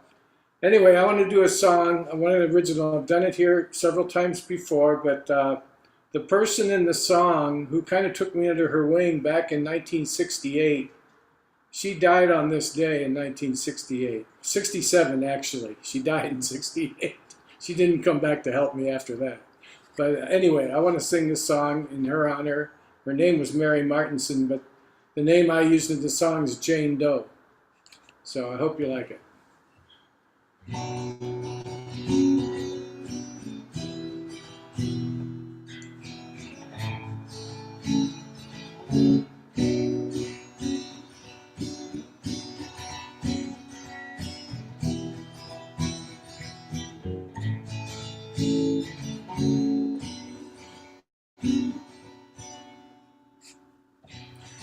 Where is your, wait, excuse me. Where is your spirit now, dear friend? Now that you're no longer here. A spirit that, excuse me, let me start it again, I'm sorry. Wrong key.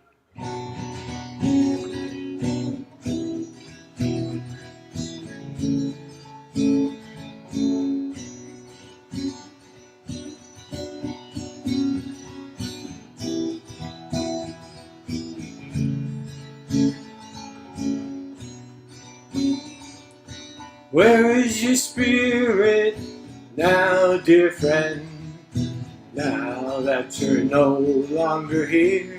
A spirit that pushed me to sing my song with honesty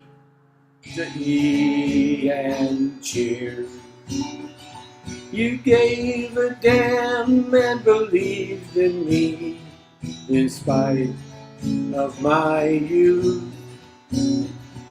I sang your song at the avant-garde, but you weren't there to hear. Like a wayward checker on a chessboard, I went through the motions with fear. As I heard myself singing that fateful night, my eyes welled up with tears. 'Cause my sixth sense told me that something dreadful happened to you. You excited me and frightened me, mystical dark angel so true. You saw something in me I couldn't see or thought I could do. I was a babe in your woods, a diamond in your rough. You would often say, you took me under your wing, helped me believe in myself, but you are dead today. Oh, you are dead today.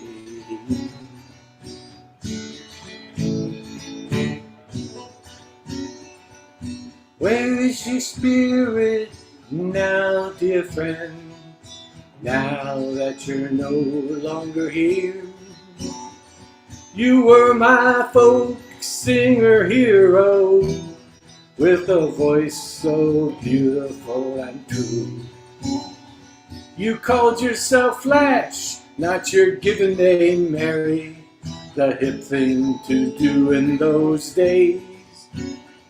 So you will remain Jane Doe in death, as I sardonically called you in life. But your name no longer matters. Your songs will no longer be sung. Those dark demons you suppressed by day finally got you in the night. So goodbye, sweet Jane, you died tragically and way too goddamn young. Goodbye, sweet Jane, you died tragically and way too goddamn young.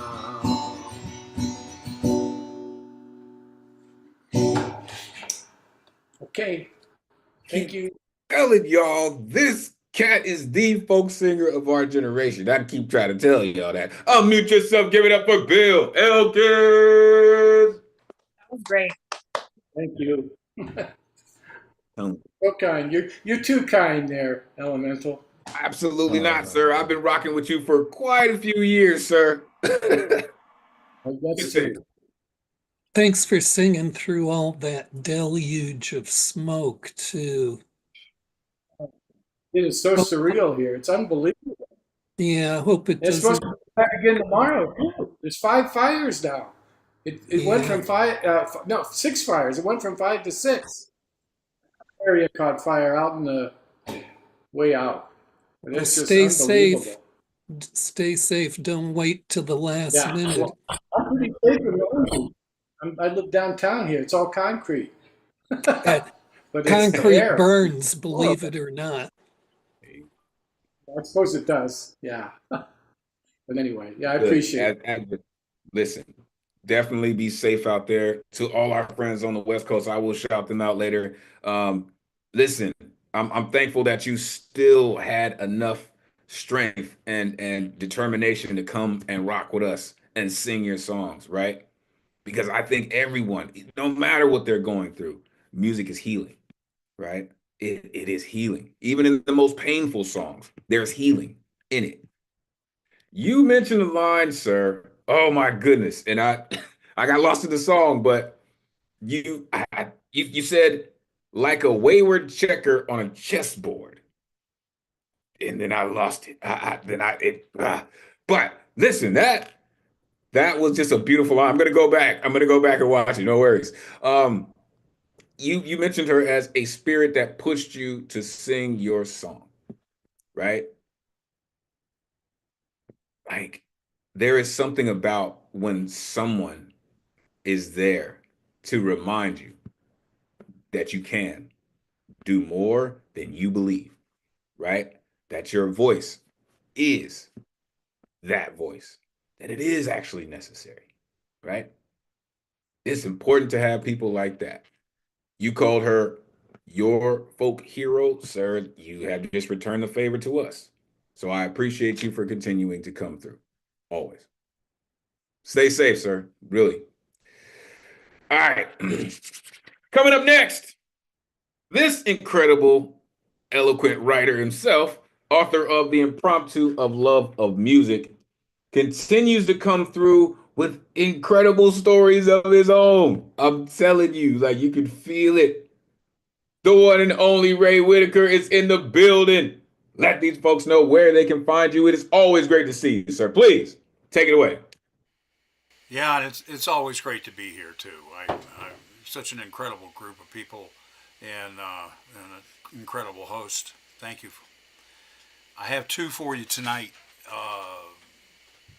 The second one requires a little bit of an introduction, so we'll do the first one first. It's called "Don't Worry, Be Happy," and it has an epigram. It says, "It takes courage to be happy," by Anonymous. This poem doesn't have to be long. This poem describing an excessive length, a lifelong set of circumstances, reaching back years and years. And so in getting right to it, while standing on a creek bank at the base of one of the Collegiate Mountains and looking up at the sky so far above, dubbed with the white and also gray clouds of some weather coming to disturb the dust. Closing eyes, I can see treasured images, faces held dear in the viewing, the past and the future both represented in frames hung over there. It has, and perhaps will be, a long time to gain the happy perspective, coming with the loss of parents, an aunt, a wife, and a dog, all within the last 10 years. So my frown has had a lot of exercise. Downward turning, gray-bearded hide, and the beautiful brain my parents gave me, with God's hands in it too, to be thrown down, a sad persisting. Their loss never in Treblinka or from Jim Crow. It is lives ending, a part and parcel of life living. I loved my people, always sensitive to them, and yes, that great dog too, with all my heart.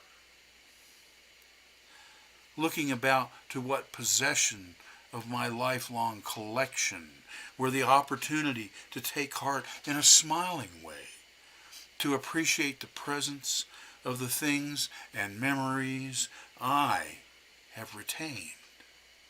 I hear their voices echoing in the creek. It is a flowing timelessness to smile at. I drink deep Thank you. The second piece is I do this thing in here in Colorado Springs with a jazz band where I go and these guys are my buddies. They're pro jazz players, and we do this multimedia thing where I get words from the audience in a club, and I write and write and write like a madman to their playing during their first set. And at the second set, they bring me up and I read it. So the words from the audience this time were live life, passionality, happy, amazing, resolution, inspiring, hot and sandy, prosperous, present, and a last word somebody came up to me and asked for was drop dead legs. There's no challenge to put all that in a poem, right? Ha. So here we go. The impromptu of December 27th. You may find yourself happy. You may find yourself as amazing to someone else. And looking about for that hot and sandy beach where being present to the inspiring person you are is possible. Then there are those resolutions, the vows you made on your own personal prayer rug, kneeling and then supine, wishing for a better way. That well-being is not a one solution kind of problem. It feeds into nature and nurture and those lifestyle choices you made because your context made you do it. Your desires are like Robin Williams, moving at the speed of intuitive comedy, dancing with laughter while pulling at you to come hither with a slight tilt of the head, as if to entice into that sense of a laugh button in finding your access to joy. You need poets to speak your unspeakables, just as music is medicine.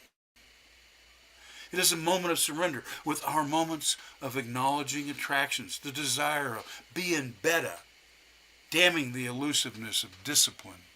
It's a duck-billed platypus grinning, laughing at your New Year's resolutions. Resolutions are found somewhere between fiction and nonfiction in the fantasy aisle. You forget to adhere to that poignant vow, and all you are thrown to think is, I'm not doing something. Resolutions are like Darwin's way of proving you an outlier to the thinking human race. Resolutions are those mischievous raccoons going through your garbage. It is sometimes like a dream living your life, where you are in a place vaguely familiar. The sight is crisp and clear, sometimes passionate, full of symbols little understood. You're dreaming. You find yourself in a different place. A jump only found in REM sleep, traveling suddenly down Mississippi's Highway 61. It is summer, hot. You can see the heat rising in barely visible waves, cracked yellow paint lines showing the road ahead, and seeking Robert Johnson's crossroads to feel the moment the devil met, glimpsing the soul's trade for a power unseen. Got to get to that better place. Interpretation sits on that hill just over there, with its drop-dead legs and a dangerous black miniskirt, and an amused smile at your befuddlement. There might be a year of prosperity in front of us. We all are a work in progress. Thank you all. Oh, so now you just gonna come through and flex on them. I got you, Ray. Unmute yourself. Give it up for Ray Wicker. That was amazing, man. That was amazing. Really like the second one a lot. Really like that. Thank you all very much. It's a master story cobbler who can take all those ingredients and sew them up all together so tightly. I like that story cobbler. I like that. Yeah. What a cool thing to do, working with the jazz musicians in the audience. And man, I'm just blown away, really. Again, just that's what I mean. He just came through and just flexed on all of us. Like, I just do this kind of thing, with some people. They happen to be professionals. Um, look, he got kicked out. I don't know why. We talking bad about his ass. But look, man, like the way that you came through with that, like I'm saying it's like an ultimate flex on him, right? You just happen to be rocking with professional jazz musicians. You just happen to be collecting words from the audience and then put it together in a way that only a poet can, right? In the venue. You didn't take these words home and fester on it and sit on it for a couple days. You did this in the venue, yes? Listen, man, like I said, it's just a King Kong flex, right? And then it just happened to be, you know, like again, the dichotomy of poets of poems that poets have this evening is just it's amazing, man. Again, another one of those outcast type pieces, right? Where this is what I said earlier. You could feel it. His poems are always dug in earth, like always, right? And you get the creek, the mountains, the sky, the great clouds. It's some weather coming to disturb the dust, right? But then my frown has had lots of exercise. Right? I hear their voices echoing in the creek. I drink deep. Right? Um, Listen, the way that you dropped that second piece though, that was just on some next level stuff, right? Um, from the vows you made on your own personal prayer rug, right? Your context made you do it. Moving at the speed of intuitive comedy, right? You need poets to speak the unspeakable. Sir, sir, I mean, you could put that on coffee mugs and sell them around the world. I'm just saying. I'm just saying. Like I'm almost upset I wasn't there when that idea happened. An outlier of the thinking human race. Ah, come on, sir. That's how you do that. That's how you do that, man. For real, for real. That gives me an idea. Appreciate you, sir, really, for all that you do, for coming through, continuing to put in the work, right? Listen, and he's also trying to put artists to work, man. Trying to listen. Plug in with Ray Whitaker. All right, appreciate you, sir. Coming up next, I mentioned this artist. This is one of my favorite artists, y'all. And I know I'm already biased. Y'all are all my favorite. This one, she comes through, has come through, and continues to grow the greatest community in the world. Sets stages on fire, right? And then has the nerve to come back to Zoom and do the same shit. The one and only Dr. Z Page in the building. Let these folks know where they can find you. It really is always great to see you, Dr. Z Page. Please take it away. Always excited to be here. Love sharing my work in this venue. You do a great job running this, really, you and RMT. Put my Instagram in the chat at ZPage Poetry. That's ZPAIGE, like it's spelled in my name on the Zoom. I think this one's sort of on theme. I wrote it just several hours ago, and I wrote it for a slam, and it kind of speaks directly to the audience, but it talks a bit about what makes me keep going, what makes me take flight, what does it feel like for me to keep going and take flight. Sort of playing around with the title. I think I'll say Flight of Hand for now. Okay. You may not know it, but you're all doctors tonight because there's medicine in your hands. You hold it and prescribe it to poets. You're the lifeblood of our words. You fill every pause and mistake with the encouragement only snaps can make. You make the show go on. What if I had that support everywhere else in my life? Your snaps punctuate this stage at a faster rate than my family's missing hugs after coming out transgender. The pause after telling parents continues forever.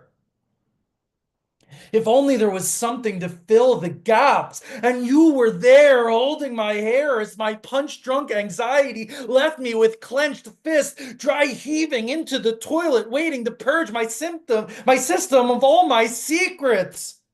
I could have used your snaps in those seconds, but I didn't. I wasn't a poet then. What was I thinking? I now understand why the claps are crashing waves that keep me returning to the Nuyorican when I crash the next morning, depressed and drained, still hurting from the bad memories I shared with large audiences. Every time I perform, I lend you everything I have, every inch of me healing foot by foot forward, a tape recorder measuring like a tape measure, recoiling after I've gone too far. But infinity cannot restrain me because your grace gave me the gift to return each day. I wish I had your fingers there when mine held the pen signing my divorce papers. I wish there was a pause in the space between my penis and infidelity. I wish I apologized rather than lied. The guilt wrings my spine like a wash rag, collecting what's left of my mind, confined to knowing inside I can never take back my actions. Would you have snapped that day and welcomed me back? Understand, I was young, like a drunken teenager, so I'm begging for your applause as I share this horrible story. I excrete adolescent angst through a harsh voice, shouted into a microphone, shattering the mute button until my vocal cords are broken. Reverberating words carry throughout this Zoom room, hopefully resonating with you, my fellow poets. I fucked up my life and now you know it, and still your hands control how I'll view it tomorrow. I don't know when you'll discontinue your medicine. So I'm going to hold on to every moment, every snap, every clap, every pat on the back, every shout and stomp of the foot, like my life depends on it, because it does. Poem. Yo, unmute yourself, give it up for Dr. Z. Wow. Hey. Please. Powerful. Encore. Wow. Yeah, I just think Doctor. yeah, Doctor, I just think you're kind of a barometer of these times because lately it seems like I go to some Zoom rooms where just the pitch of what's being done by so many people is really, really intense. And you just seem to be leading that with what you do. I mean, you just strike so many really acute, empathetic images up into the air with your voice. It's just a wonder to be witness to. Wow. Existential catharsis. Woo. All right. Powerful. Listen, listen, just give everybody a chance to catch their breath because, Dr. Z Page does that. It made me think of a song. Shout out my man Zach Frater. I was thinking of an Eminem song where he starts off. It's a song, him and Dr. Dre. I'm about to lose my mind. I've been gone for so long. Think I'm out of time, right? I need a doctor to bring me back to life, right? And that made me think of you. And I was thinking like, oh, yo, is there a doctor in the house? Well, she is a doctor. Listen, the way that you put snaps into your psyche right there, and you said this is new shit at that, right? It's still wet. Like, listen, couple things. One, your flow is definitely locked in now. Two, you understand the switch now. You've been on the stage enough times. You understand the switch, right? There's only one speed in this game, and that's go, right? Now you understand that, right? Now you understand that. And then you have the nerve to talk about the real, right?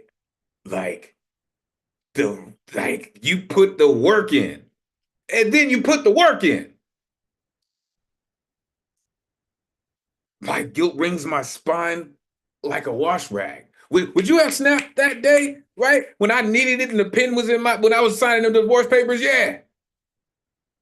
Shattering the mute button till my vocal cords are broken. I used to tell people when I used to record in my studio, you have to get on the microphone and spit it like your life depends on it. If you don't waste your time. And you're you're on your way to that. For anyone in the earshot, beware Dr. Z Page, because she coming for y'all. Appreciate you, Dr. Z Page, for what you do, truly. All right, let's keep it going. All the way out in Jersey. Listen, this artist came through last week with one of them, beautifully black and loud and black and beautiful and loud and beautiful black poems. And I am that guy. So I am looking forward to what you have to bring this week. This amazing artist is she's about to get you. Trust and believe. The one and only Kayla's in the building. Let these folks know where they can find you. It is great to see you. Please take it away. Hi, everyone. It's great to see everyone again. I'm going to put my Instagram in the chat. Give me 2 seconds. And today I'm actually going to read 2 poems, if that's okay. So my first one is called Cluttered Thoughts. And I wrote this when it was like 2 a.m. and I was sitting there like, oh my gosh, I'm in my thoughts. So here it goes. I watched my mother clutter her home to distract her from what was really going on. I inherited plants in every corner to be pretty, but really to attract her from her mental stability, trying to distract her from the mortgage, the phone bill, the car note, what the children are really going to eat. The motherly bill constantly repeats that damn first of the month always succeeds, and this anger within me comes from all the stress and ignorance around me and aims its bullets at those who irritate me. Maybe that's why they label me the angry black girl. The girl who seems to have no mental stability, but how can I have stability with no foundation under me? I've had trauma from a young age. Why are you so sensitive, Kay? I try not to be. I put up walls, but then my thoughts become louder than me. I put the walls down and society eats at me, and I don't know if I should run away or stay and handle it like the strong woman I'm supposed to be. I know I'm a G, but everything overstimulates me. Performing this poem causes grief, reminds me that the healing process keeps sinking my feet, reminds me that I can't survive unless I'm angry, so I stitch it on me. Branded angry black woman, but I try not to be. I try not to let the world consume me, assume shit about me, assume that my mother and me are angry when really our emotions been knotted up by Girl Scouts, and every time we loosen a knot, it gets tight on me, and I can't breathe, can't see, can't feel me. My mother always told me, your home represents your mind. I watched my mother clutter her home with plants I inherited. I began cluttering my room with journals and pens, making poems into my therapy sessions. And that's the first poem. And this second one, I actually wrote this a year ago, and I wrote it in as an affirmation poem for Black men and Black boys. It's called Black Men, We Love You. The last time I read this, I cried, so I hope I don't cry this time. Okay. Black men, we love you. You may think we don't, but we surely do. Society tells you what you should be like. When it's time to feel, when it's time to cry, when it's time to laugh, when it's time to be mad. I mean, aren't you real? You don't need permission to feel. Black men, we love you. Your trauma is not you. It's the lessons that will make or break you. The world told you that you're a thug, nothing. It was always something, but you're more than that. I don't mean rappers and the next basketball players. The world only thinks you're capable of that, but your future doctors, therapists, lawyers, CEOs, and presidents too. Black men, we love you. The world may not, but I do. You're my friends, my brothers, my uncles, my cousins, my father, my grandfather, black men, you have value. We see the pain that the world injected in you, the experiments they did on you, wondering if you were human too. We see the little black boy pleading for joy, hoping he could play with all the toys. Black men, we see you. You're like the moon. Have you seen Moonlight? Not the actual Moonlight, but the movie Moonlight. Well, there's a saying. In Moonlight, black boys look blue. Black men, you're just like the moon. It's so calming too. When I see the moon, I think of the light we need in the darkness. This is you. Black men, you have value. Black men, you are worthy. Black men, we see you. Black men, you are successful. Black men, you are beautiful. Black men, you are human. Black men, we love you. And the little boy in you too. And that's the poem. And I didn't cry, yay. Dude, like, come on. Like, come on. Unmute yourself. Give it up for Kayla. Let's go. Oh, beautiful. I want to breathe life into you the way that you just are breathing life to us with your poetry, breathing life into Black men with that beautiful affirmation poem. You are amazing. Thank you. I appreciate that. Thank you. Thank you for sharing you with us. Thank you. Kayla, where are you from? I'm originally from Staten Island. I was born and raised there, but then I moved to Jersey. So Oh, okay. I was just looking at your Instagram. I've seen you got a lot of mutual friends here from Wisconsin. oh yeah, if it's a poet that I think is hot, I'm gonna follow them because I'm a support. So yeah. All right. Well, good job tonight. Good job tonight. Thank you. Terrific. Great last line too, tying it all together. It's always a sign of somebody who's mastered how to end their work when they know how to tie a bow on it like that.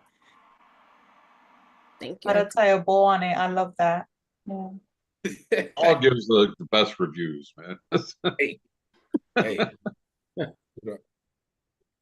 It's not just about me, folks, right? Like, you need to hear your colleagues tell you how dope you are, right? You need to hear that, right? If you only hear my voice, be like, yeah, Elemental loves everybody. No, I don't.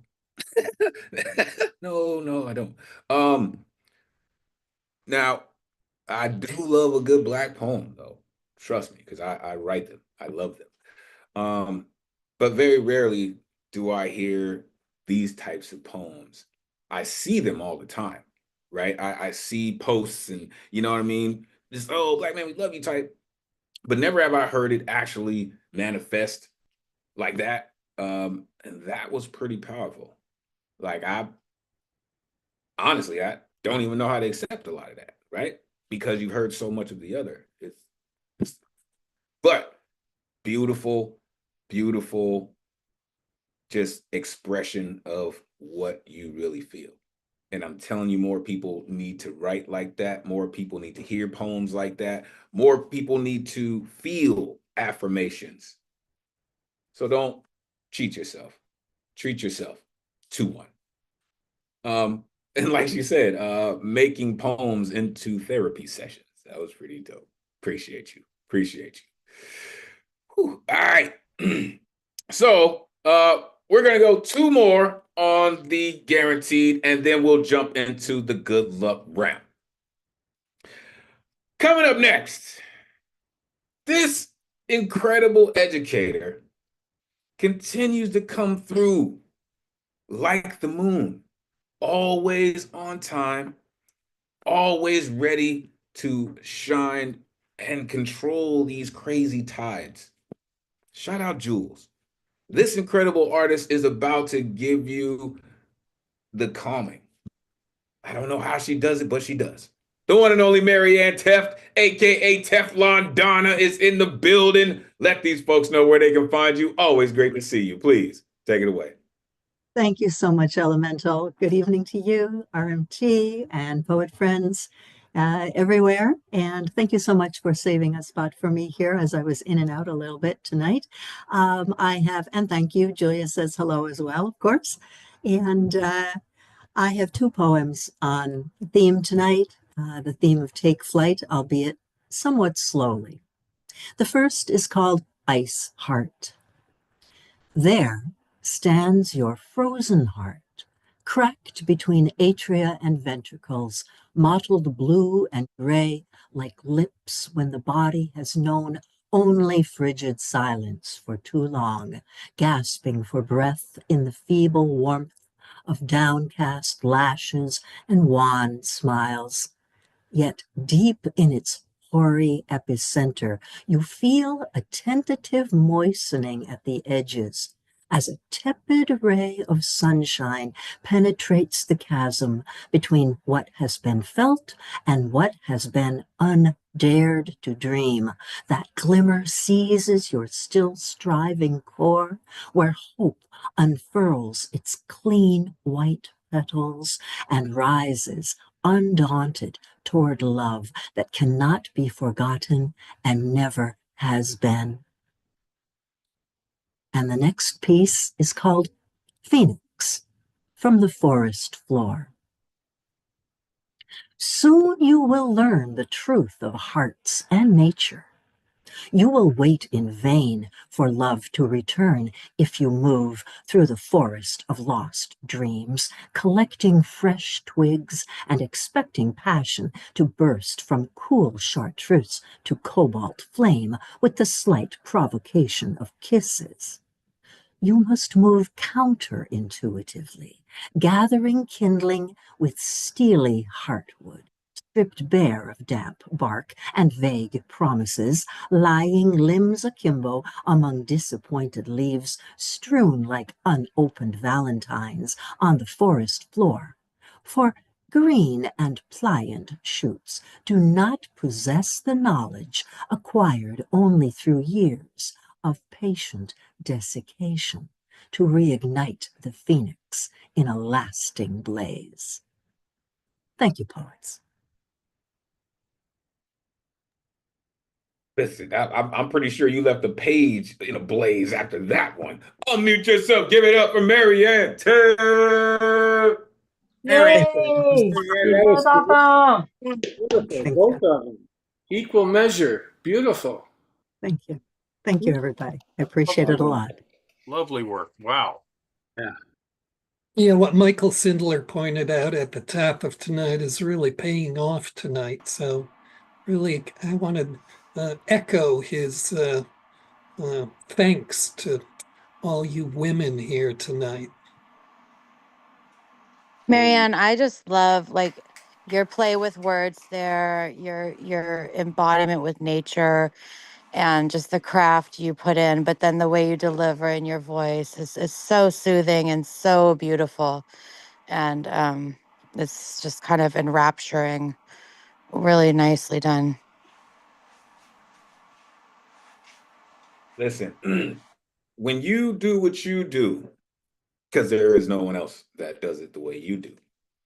Again, another one of those artists whose flow is very much locked in, right? And she just sinks you into I'm telling you, this is what moon spirits do. She just calm the tides and everything it just kind of soothes. And you could just start seeing the moon just reflect on the water. It's just like, this is what she does.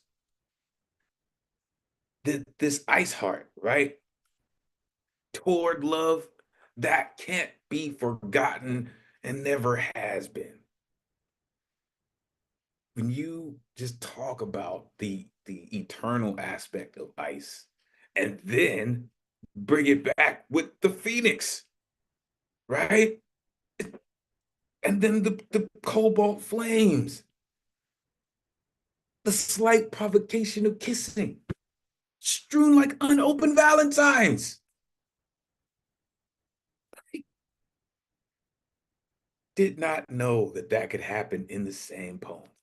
But expect nothing less from Teflon Donna. Appreciate you always for what you do. Again, shout out to all the educators, man. For real, it didn't work. Okay, one more on the guarantee list, and I believe we're gonna have it's gonna be interesting. It's gonna be interesting. All right, so closing out the good luck round this evening. I got a chance to hear what this cat does, man. He's just amazing, right? The only cat that I know that is published in the original Nuyorican Poets Cafe anthology. This gentleman is a walking instrument. When he starts getting into his mode, prepare yourself for the one and only. Jedi Master Paul Skiff is in the building. Let these folks know where they can find you. It is always great to see you, Lois Sider. Please take it away. Oh, thanks again, Elemental and RMT for keeping the electricity going. Another stupendous evening here. Pardon my double hoodie. I'm coping with the landlord shorting me heat while it's 21 degrees out. And he never does anything until I call the city complaint bureau at least twice. Let me get this up.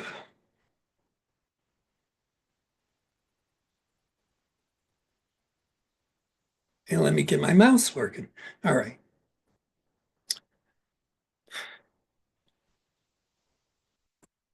Enfolding nurture of love as somnolent hands dream bloomed within my despair, asking me to wonder, why do you think I came here? Mind now reflected back upon inner vision, self's search to subdue what of was, impotent possession. Knowing is not secret power, shielding inquiry from answerlessness. Watch through me as though I were transparence of distance. I abscond as long as time warbles progression in my breath, every answer an unrisen sun, here where reason just becauses, in how curiosity fervently waits, I arrived here as the dream did, guest of cosmic distance and purposeful nothingness, to listen upon this earth for moon's sonorous voice. I want to memorialize how to reside like a planet in the else of somewhere. Understanding is not where why ends needing to know. Hearing is to possess with no ownership. Your awareness tugged by worldly commotion, this person you apprehend my voice emanates from, is not the who I am, not the am I am I, the who not that, the who is am I am, the who I. Is your perception slipped on my costume of variation permanently slides between ifs, ands, or howevers, giving sight, false, near perfection as honesty's caution. Be prepared to adapt impermanence, regard the vulnerable false finality of being certain. All I know is what I feel. Really, are you confident I came here simply to gratify a want?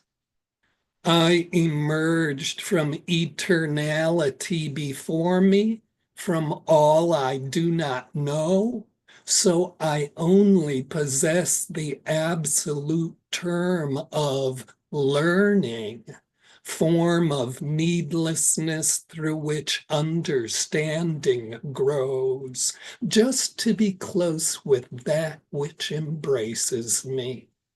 My quest is departure.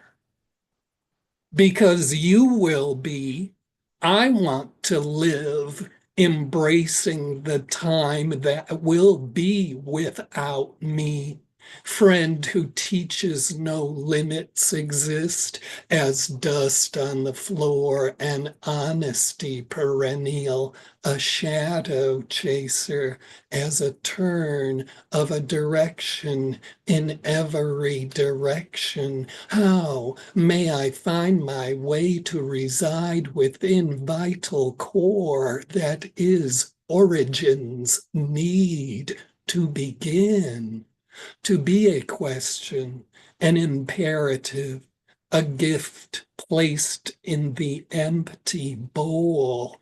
Each day as I move closer to radiated energy indigenous between these points where nothing is in me but emotion, free from confusion before essence became a material location, not directed toward explanation of reality or solution of practical problems.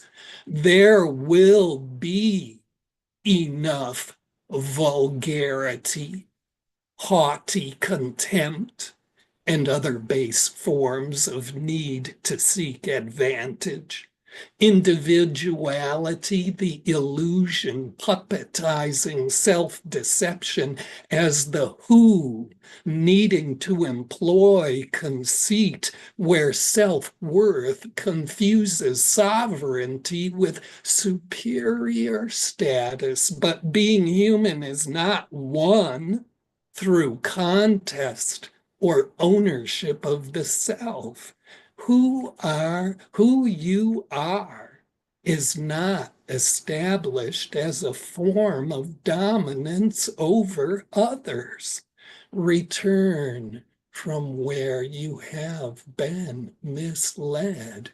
Feel free as the who you were born.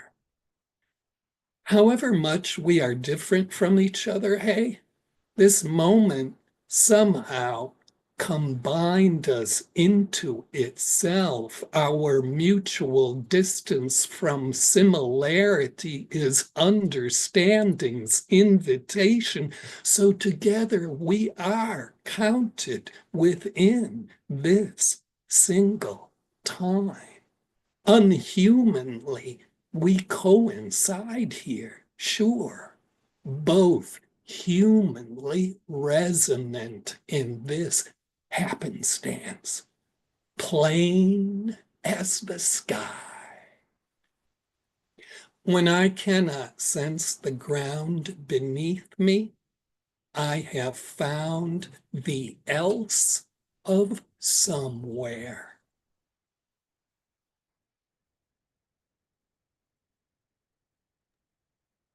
mean, I feel like you come from a place called Else of Somewhere. Like, I don't know where that is, but damn it, Paul Skip is from there. Unmute yourself, give it up for Paul Skip. I swear, That Elemental, was man. insane. I swear, Elemental hit it on the head with that. Always sick, man. Found Awesome. the else I'm of sitting back somewhere. like this dude is Found the poet. else of somewhere. What? He don't even Can speak I just English. say, He speaks poetry. He speaks in sound bites. You know what I mean? yes, I Every felt like I line was in a is trance. quotable. Like, What an incredible Found the else piece. of somewhere. That's the line right Paul, there. can I just say, I feel like And what an ending. before you even use the word time towards the end, I was feeling like time, and the way your tone and the way you were dragging out the letters and the words, I literally felt, and then I saw lines. I started picturing like a timeline, and the way you were, oh my God, that, like, you just blew my mind where every single tool you used for this. This was crazy. Oh, thanks. Yeah, And Baba and Goma, you shouldn't have blown that blunt in my face if you didn't want me to get to the else of somewhere. I like that. that last line, that else of somewhere is like the final polish. You know, it was just wonderful, wonderful. But no, I love the false finality of being certain. That I wish I had written that. That smacked me in the face. the whole thing is just quotables. Like it's. Well, thank you all. You know, like everybody else here, what I do these days is, You are, like they say, you don't get to always choose the people who are close about you, but they are the people who, in part, build who you are. So, what you hear coming out of my mouth, that's partly the result of my association with you folks, which is a huge, great good fortune for me. So thanks. Thank you. Sure. You can say it's a good thing for you. It's definitely a good thing for us, good sir. I'm just saying, I'm here for the skiff madness, for the skiff verse, for the Jedi Master, and all of his incredible powers in the else of somewhere in the Metachlorian count. The way that you put your lines together, right? Are you confident I came here simply to gratify a want? Like, come on, right? There will be enough vulgarity, sure. Who you are is not established as a form of dominance of others. Return to where you have been misled. It's plain as the sky. Like, who says that? Plain as the sky. I'm telling you, this dude is a symphony.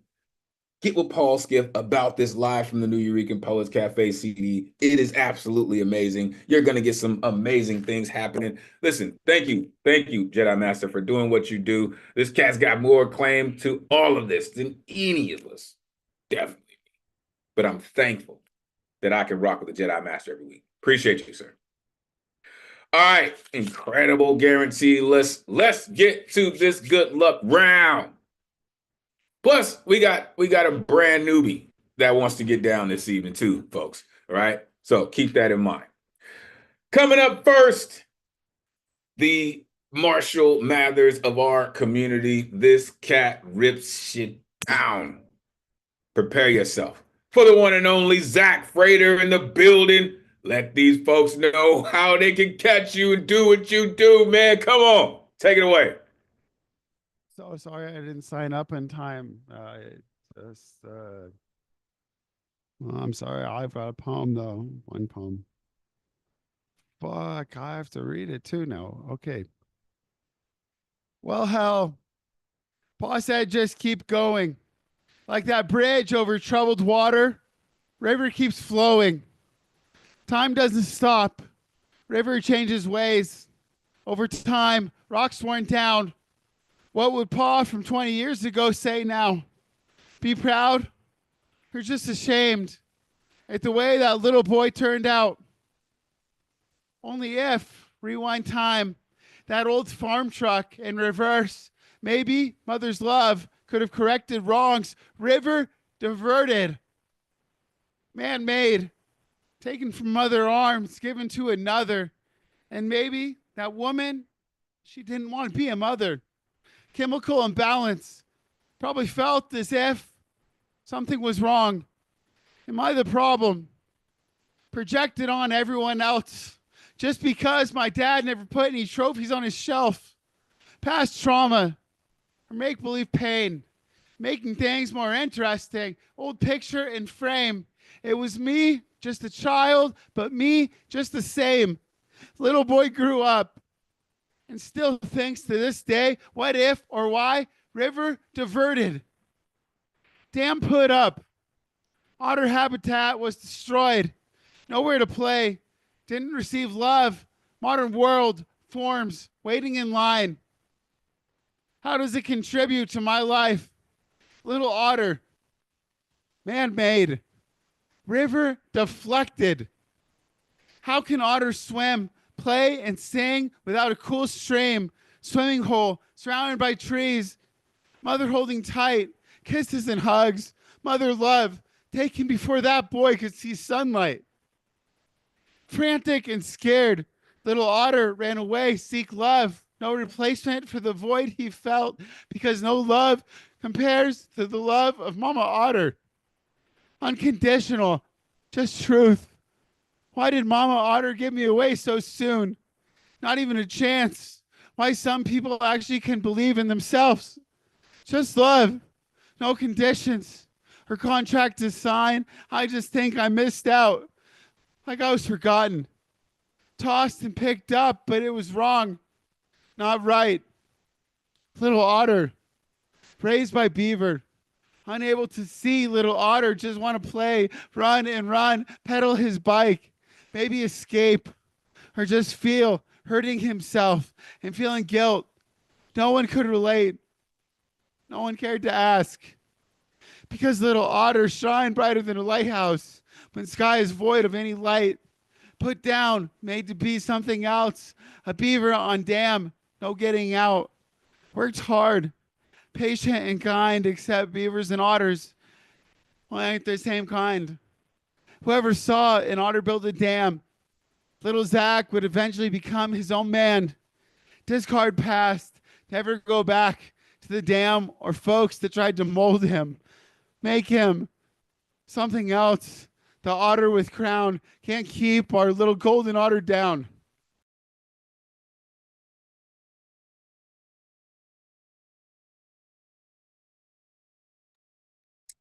Telling you, I told y'all what this cat was about. Unmute yourself. Give it up for Zach Frater. Yeah. Zach, that was such an adrenaline-fueled parable. I was like it was a challenge for me to keep track of. It's almost like I need to see that on the page, but hearing you do it was another mighty experience. Yeah. Zach, you have a way of drawing everyone into your emotions. I'm telling you, your style, I'm telling you, it's so staccato, pizzicato. I'm telling you, man. And then you put blood on the strings, and then you're playing it like an artist that uses blood in their paintings, right? You put blood on the strings of your instrument and you play that shit, man. It's guttural. It's painful. But that's the work, man. Like the fact that you are fearless enough to shed those tears, to bring that pain, that is the work, man. Right? Like a bridge over troubled waters, river keeps flowing. Call it chemical imbalance or reality, man. It is what it is, right? Me, just a child, me, just the same. Little otter ran away, seek love, just love, no condition. Little otter raised by beaver, discard path, never go back. Like, I'm telling you, man, that's the work. Keep putting it in. Telling you. Appreciate you, man. For real, for all of that work, all of that energy, all that emotion. Truly appreciate you. All right. Coming up next, I see the homie is in the place to be. Listen, listen. We used to have people to come through and do this every once in a while, but this cat's bringing it back. Don't call it a comeback. It's been here for years, and this cat's absolutely dope to you. It is the one and only wall poet in the building. Let these folks know where they can find you. Great to see you, man. Come on, take it away. As always, it's always a pleasure to be here. You can find me wallpoet82 on IG. All right, let's get started. I got two for y'all.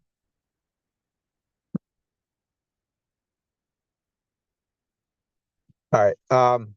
First one is an older poem, but gets a good reaction, and then I got another one on theme. First one is the perfect poem. I once witnessed a poem die in the hands of someone who taught how to write the perfect poem. Space between lines, metaphors between rhymes, as students' eyes glazed while receiving instructions as lifeless as the ones given by the clerk from the DMV, now serving D31. I sat and thought I could do better. I'd say read your poem and observe the way words affect every intonation, the way they roll off your tongue like a foreign language. Remember the way these words make you feel, then write. I'd say don't be afraid to scream your poem. React to reactions of faces affected by your words, then strive for it every time. I'd say creativity needs breathing room. Limits only hinder the imagination. Stifle it in your poems as weak as an infant in an incubator.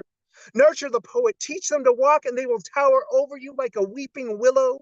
I could never teach how to write the perfect poem. I'd guide the poet, train them, encourage them to diverge from the norm until I was no longer needed. All right.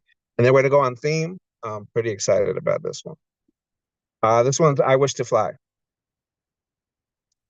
Fly. Let's try again. I wish to fly. Fly. I wish to fly. No, I wish to dream. I wish to soar above all the mental and physical limitations put into place by authority that are meant to keep us down. Fly. I wish to fly. No, I wish to be fly. A visual representation of sophistication, a manifestation of being on the cutting edge style-wise, having less to do with expensive clothes and more to do with blending colors faultlessly like a skilled painter does on canvas. Fly. I wish to fly, but not necessarily with wings, though if I must, then let it be long and pointed like a peregrine falcon and move at speeds higher than 200 miles per hour while I swoop down for salmon, swiping it from the claws of my opposition, also known as my ops. Fly. I wish to fly, but not like blood-sucking insects circling around garbage and feces derived from maggots that often feed on the deceased. Instead, let me fly like a mythological creature like the griffin, except I have no intention of guarding anyone's gold. Instead, I'd spend my free time battling manticores. Fly. I wish to fly, but not like a legendary superhero with a bright red cape who was born on a distant planet. Instead, I prefer to wear a long black coat like Neo from The Matrix and sport dark sunglasses, flying over endless concepts that become prison for the mind and practicing Kung Fu as my primary form of calisthenics. Fly. I wish to take flight like a 747 jumbo jet flying 40,000 feet above sea level over the Bolivian city I was born in, where the mountains kiss the sun. Or maybe instead explore space like the Atlas V, landing on a crater in Mars. But I think I'd also need to reach new heights of spiritual awareness and attain a sense of enlightenment and purpose. And I do it without wings or a cape, just a sense of understanding that we can all fly higher than we think we can, a sensation, a reasoning that we all have the ability to fly, just some of us forgot how. Thank you. This dude right here, I'm telling you, unmute yourself, give it up for Wall Poet. Yeah, that was dope. I love that. Thank you. Thank you. What's up, brother? Yeah, that section at the beginning where you're doing all those compare and contrasts, that was really intense and fun to listen to. Thank you. And this ending line, we all have ability to fly, just some of us forgot. That's another one of those poem slogans I want on a plaque on my wall. Listen, I've been having an idea about that too. I don't know, man. It would just be really, really dope if we had something that everybody touched. Everybody put their signatures on. It would just, I don't know how we would do it, but I'm just thinking about, poets go to a place and just hit up the wall, you know what I mean? Put their tag on the wall or whatever the case, you know what I mean? Man, y'all are so incredible.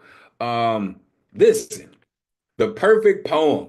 I heard about, you know what I mean? You gotta start up here and then you bring it down and then you bring the metaphors. Like, yo, I love poems like that, right? Creativity needs breathing room. That's an absolute fact. Absolute fact. If you give poets any time, any water, they will tower over you like a weeping willow. I love that. I wish to fly. I wish to be fly. Listen, these animals that keep coming through here this evening, right? I don't know what it is, but there was a peregrine falcon that just swooped in. Did y'all see it? Like the griffin, the manticores. And then we saw Neo take flight in his black coat. Come on, man. Come on, man. That's how you do it. That's how you put it all together and make it a matrix maelstrom of magnificence. Appreciate you, man. And from the car, damn it, from the car, getting it down, putting down. Appreciate you, man. All right. So look, it's like a whole nother, it's a whole nother list, right? For those of you who might be, need to kick rocks, tired, time, I get it. I'm gonna be here because I need to make sure that everybody here that needs to get it is gonna get it. So let's get it. Coming up next, this artist right here comes through, and listen, this is like par for the course right here, right? Like she may even be Mrs. Good Luck Round, all right? Because she always finds her way, whether she's on the path or not, to come and rock with us. The one and only Elizabeth Horan in the building. Let these folks know where they can find you. Always great to see you. Please take it away. Hi, everybody, and hello. Good luck round. It's where I live. It's where I belong. I'm so happy to be here, and what an amazing night. Thank you all so much. It's not a wig. I did cut my hair and dye it, whatever this is. So there you go. Okay, so I'll just read these two and see what y'all think. This one is called The Taste of Men. Little do I know of aging and fragility. It's not the twig-like bones cracking with 40-something which bother me. It's the taste of men in my mouth from my 20s and 30s, but not like it sounds. The feel of my head in a vice and a squeeze so implied the esophagus pops out like a glass eye. Until I slip and drown in a cocaine hot tub. I wake and I am naked. The party has ended. Some say glass tastes of nothing, but I say it must if it's made of sand, grit and grains and everything I eat, I drink. Ginger ale grinds new gizzard meat. Glitterati, we gettin' scissored, was my boy toy beat, and the slivers came and went, made jagged scars, the ones I now curate. Never leave the egg salad, salt and peppered like my hair now. Tupperware like an isolation cage, mustard and mayo, wrinkle cream, support hose. There was even fiberglass in the Marlboro Lights. And the taste of those is still ruby blood upon my mouth, forceful sex within my throat, and I flick back and forth this many-layered tongue, a film of slime for every man I loved. With soap and washcloth in hand, a toothbrush works between the lips. Every woman I meet nowadays learns how to clean her mouth up. Thank you. And then I'll do, one moment, please. I'm going to the title poem of Alcoholic Betty, which I've read for y'all a few from. And if I can't find it quickly, I'll just read whatever one comes. Yep. Okay. Alcoholic Betty from my book, Alcoholic Betty. Alcoholic secretary smokes a pack a day. Hides in her car at lunch, puffing shame fags all alone. Hangover Betty, she is a sorry case. Too bad to deserve a pregnancy. God recognizes this type with veined and reddened face. Pathetic fat Betty. At 35, it's almost over. At 36, her liver is blown. At 42, cirrhosis comes, then emphysema, all done. Wouldn't you be drinking, and that much too, knowing what was coming, what was in store for you? Oh, it's so sad. What a wasted life. Could have been so many things. Horseback prodigy at 12, more recently on her back below a stranger's balls. How does one type up a rich man's will with shaking hands and runny eyes? How does one sit through law firm lunch knowing one might vomit upon the lap of the senior partner? Then exact it all again come drinking time at 5 p.m. This smacks of pain and cycles. Alcoholic paralegal knows her time is nigh to decide to live or rot in hell. And if she lives, the rottenness of her former life will feel a lot like hell on earth. What would you choose? Survival or more easily to die? Just ask Rotten Betty, Drunk Slut Betty, Life of the Party Funny Betty, your sister and your daughter Betty, your wife and friend and mother Betty. Just ask me. Alcoholic Betty. Thank y'all. With love. Poems like that, oh boy. They just unmute yourself, give it up for Elizabeth Horde. Super. Excellent That last poem. poem was really an ode to an American archetype. Great poem, Ellie. Thank you. Powerful. Thank you. Slipping and falling in a cocaine bathtub, man. I tell you that. You had me repeating that one. Yeah, vomit on the lap of the senior partner. I used to work in law firms, believe it or not, so I really connected with that line. I know what you mean. This is what I love about our community, folks. Because as we write poems and we kind of get that epiphany of where this line should go in the poem, and we're like, oh, I hope people catch that. And I've written poems and I'm like, oh, I know that's gonna get their attention. And then it's 2 lines after that. I'm like, you caught that?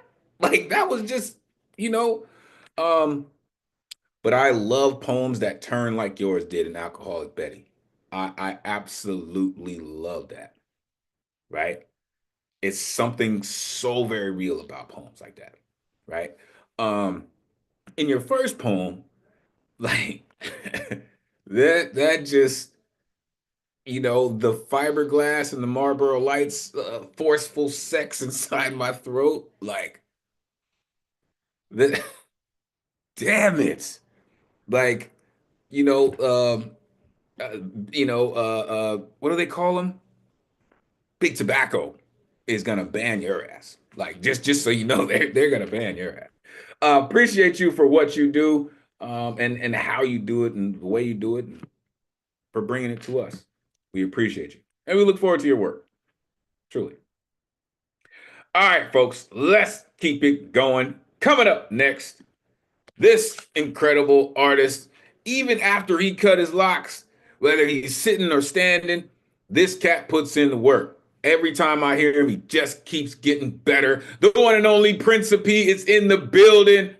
Come on, Principe. Let these folks know where they can find you. Always great to see you, man. Take it away.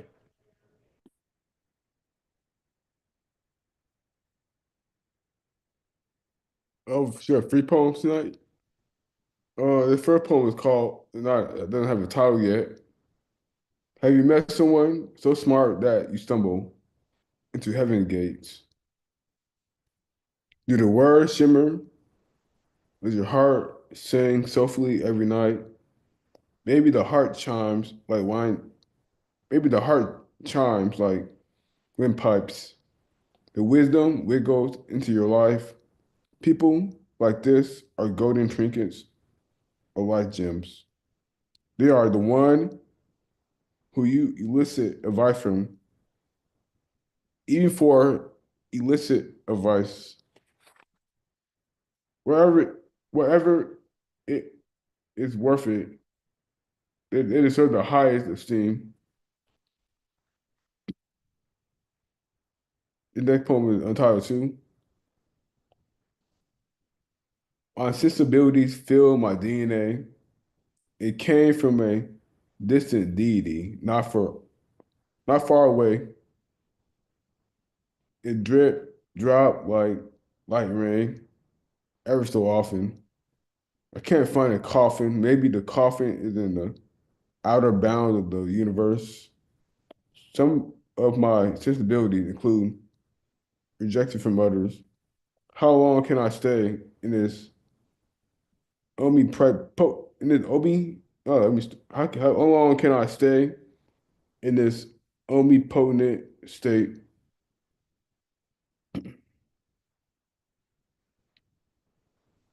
For a fortnight or an eternity? Detective size sensibilities make me shake like earthquakes. They aren't witty or real. They are illusions residing within. So I ask myself, can can it get out of my head? My sensibilities. Yes, yes, I can. I have to look within to unglued these sensibilities. I mean, doubts from my mental construction. The work is not done. The time to build confidence. I'm trying to master myself. One more poem. I will share one more. The last one is called "Life's No Jest." Life's no jest. You you can't rest on yesterday's laurels. Progress further and become the high version of yourself. I struggle to do this myself, but this message is for me too, because life no jest. Life's either a gale with a tail or a sunrise of a day. It depends on your mindset, because life is no jest. Never let a person with doubt cloud your confidence. Be the hunter of your dreams, or the person with doubt will ensnare your confidence. Wherever you pick wisely, because life's a jest. I mean, because life is no jest. Thank you. Yo, this dude, I've told you, this dude just puts in work, y'all. Unmute yourself, give it up for Principe. Great work again, Principe. That line, "Can I get out of my head?" I seem to ask myself that every day. I feel you on that one. No doubt. No doubt. Listen, there's something about how you write, sir, right? Even with your Texas-sized sensibilities, right? It comes off very real, right? How long will you stay in this omnipotent state? Listen, it depends on you, right? Doubts from my mental construction. I mentioned earlier, man. Sometimes you got to crumble it to make it brick, to build the building. I mean, I'm trying to master myself, and that's exactly what that's about, right? Life is no jest. Absolutely not. Never let a person with doubt cloud your confidence. Man, that is money. That's money, sir. Appreciate you for what you do, Principe. Continue to rock, man. For real. Continue to share with us. Appreciate you. All right, coming up next. Oh my goodness. Love when this cat comes through. Every time he has his instrument, because he plays this instrument unlike anyone I've ever heard or been around. And then he happens to be a dope songwriter and an incredible comedian. Trust, all wrapped into one. The one and only Catman Bill is in the building. Let these folks know where they can find you, Catman. Always great to see you. Please take it away. Thank you. Thank you, Elemental. Well, you can search Catman Bill on YouTube and find me anyway. I just want to announce a march formerly 4 years ago called the Women's March, now the People's March. And I was in Washington 4 years ago around this time, and these marches are taking place all around the country on the 18th, which is Saturday, just a week from now, almost, but a little more than a week. And the march in New York and Manhattan will take place on Center Street, across from the state Supreme Court, New York Supreme Court, and it'll march over to Washington Square at 10 o'clock a.m. And the march organizers has invited me to perform 3 of my songs, this one being the shithole song.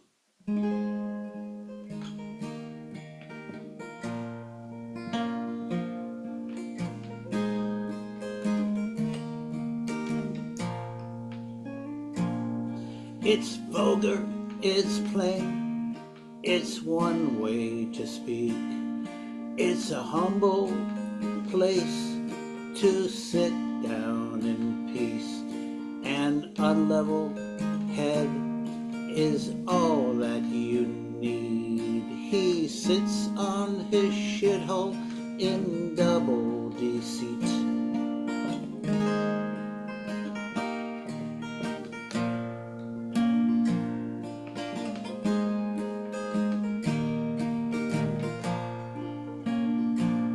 He says he's a man of charm and of grace, speaks well of himself in most every good place. I really think big with the grandest ideas. Trust me, he speaks to his Aryan race.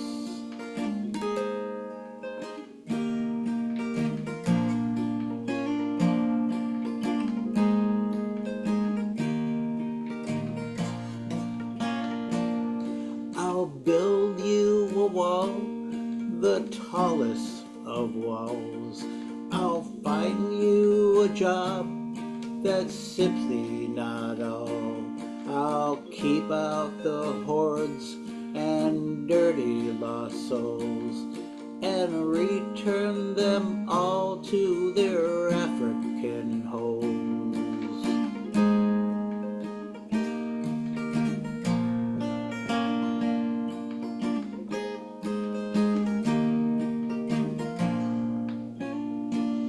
He travels in splendor throughout the land. They pluck and they paw at his old bloated hands. From New York Tower to Mar-a-Lago sands. Humpty Dumpty Trumpty is 10.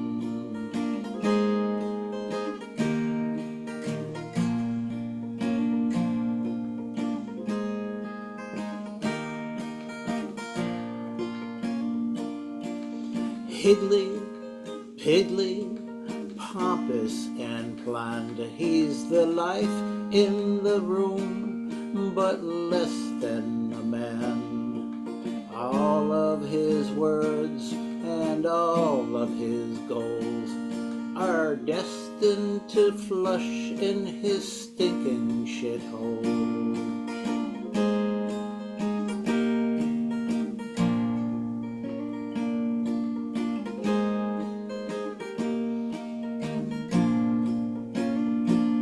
It's vulgar, it's plain, it's a one way to speak. It's a humble place to sit down in peace. An unleveled head is all that you need. He's back on his shithole in double deceit.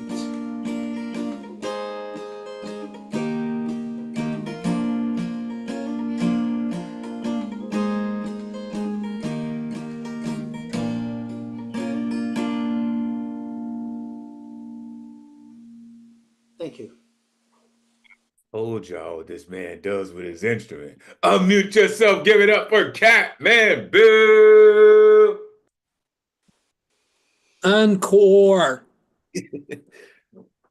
No doubt. Very nice. Just come on down and make it good on Saturday, January 18th, 10 o'clock. Wow. Take Listen. the number 6. The fact that they wanted you to be a part of something like this, sir, speaks to how plugged in you are to not only what's going on in the world, but your artistry, right? So much so that people is like, yo, we need the shithole song. Can you do it? He says he's a man of charm and grace. Trust me, he speaks to his Aryan race. Oh, thank you for saying that. Just thank you for saying that. And Humpty Dumpty Trumpty. That's I don't know where you came up with that, but that's gonna be around for a while. Um he's the life in the room, but less than a man. Uh, an unleveled head is all he needs. I'll build you a wall, the tallest of walls. Oh, when they start getting grandiose like that, baby, it's like, yeah, forget about it. Appreciate you, sir. Appreciate you for all that you do. Your songs are amazing. Real. You and that guitar, man. You're a pretty amazing duo. Thank you for sharing it with us. Appreciate you. Coming up next, the homie all the way out in Wisconsin, Racine to be exact, an incredible member of Poet. This cat right here, I like to call him the captain of the street team, is about to give you the business, y'all. The one and only I Inspiration in the building. Let these folks know where they can find you, man. Always great to see you. Come on, take it away. Thank you, Elemental. It's great to be back. I feel like I've been gone forever. You know, since my first performance here on September 12th of last year, you said it like you normally say. You know, like now you fucked up. You're gonna have to be here every Thursday. You know, and when I don't make it, I'd be feeling bad. I'm like, God damn, it's like I missed an appointment and shit. You know, but so I got two pieces. One because I've been asked to practice this one. It's in reference to my daughter. I'm gonna turn the camera off for it. Then the next one is I dug out the archives and I thought that you guys would really like it. So just give me a second. All right. So what am I supposed to do? What am I supposed to say? How am I supposed to teach my child about the world that she lives in when I barely understand it myself? My parents, they taught me and prepared me for a world that don't even exist no more. I feel like I'm going into war with rusty swords, willing to kill for my daughter, die for my daughter. Then her mom's ex-boyfriend took pics of my daughter, videos of my then 12-year-old daughter getting out of the bathtub repeatedly. My daughter. How am I supposed to teach about trust when her own mom lost her virginity to rape, incest to be specific, then again raped by someone in her church? How am I supposed to teach about faith when I was baptized Catholic and they're the ones publicly known for this, yet I never had it happen to me or anyone that I know? But I was ready to kill that man for what he did to my daughter. I lunged at him right in the courtroom. Police got in front of me. I had to leave the court, man. I took my breath and I took my time. I cried. I still do. And remember what my mom told me. I know what you want to do, Craig, though your daughter needs a father more than ever right now. How are you going to do that behind bars, huh? My ignorant ass first thought was, I got favors in the prison that are owed to me. If he gets away with that shit, I know how to get rid of evidence down to the teeth. Then my own response to my previous response was the fact that I always prepare for the worst. So I stay prepared, not paranoid. It's the 5 Ps. I don't gamble financially because life already has enough of that. They say it takes a village to raise a child, and I do have that. A village of poets, artists, a village full of poets, artists, creators, musicians, leaders from Milwaukee to Chicago, here in Racine and Kenosha, to all around the country and beyond, family and friends of all races and creeds.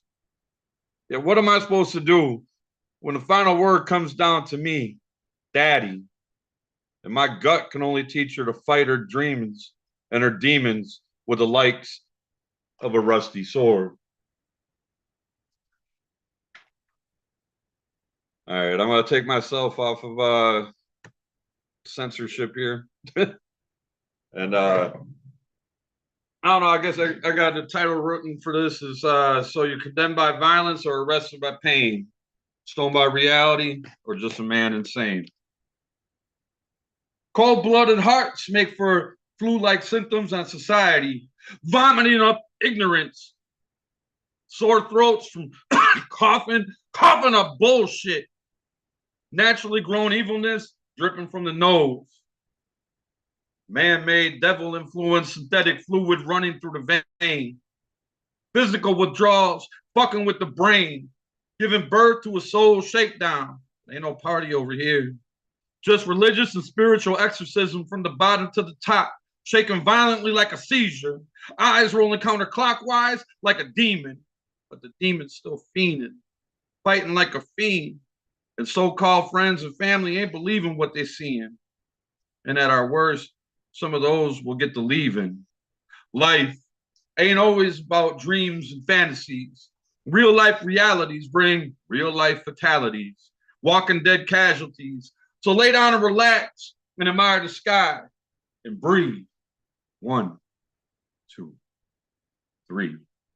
Remember, you just gave birth to a soul shakedown. Birth equaling the beginning of time.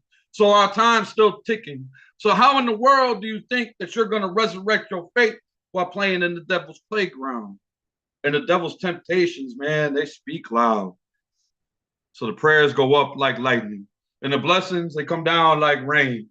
Trust me, the Lord feels your pain. So when that moment of hope appears, why not let it breathe? Let the tears drop. Let them clean. Sit back, reminisce, and breathe. And let the stress free. And evaporate like a mirage in the desert heat. For it's not only faith, but hope that keeps you going. Knowing this is only a test. So it's a must that you keep crawling and reaching for relief.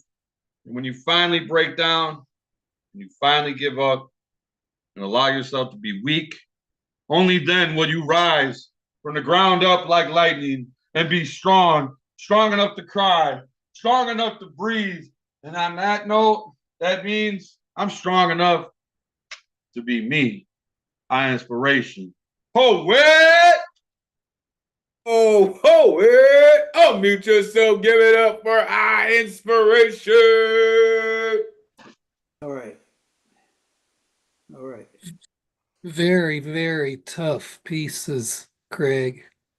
Thank you. Thank you. Listen, that when you start talking about the babies, it's easy to lose control. It's easy to lose control. Man, I'm so serious. It's easy, right? Like you said, what am I supposed to do when I barely understand it myself? Going into war with rusty swords, like, come on. As long as my pen stays sharp. Just say, I know, he said, I know how to get rid of evidence down to the teeth. Down to the teeth. Coughing up BS, right? Demon still fiending, right? Real life reality brings real life casualties, man. Come through with that work. Resurrect your faith while playing in the devil's playground? Like, how does that even work? Now, this is only a test, but I am strong enough to cry. That's just work, man. Man, appreciate you for coming through, man, and sharing that truth. For real. Shout out moms, man, for speaking that truth to you. Making sure that we got you here and not through you know what I mean? Appreciate you, man. For real. All right. We got 2 more artists this evening.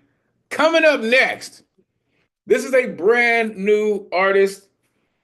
I don't even know if she's ever, read poetry or not, but welcome.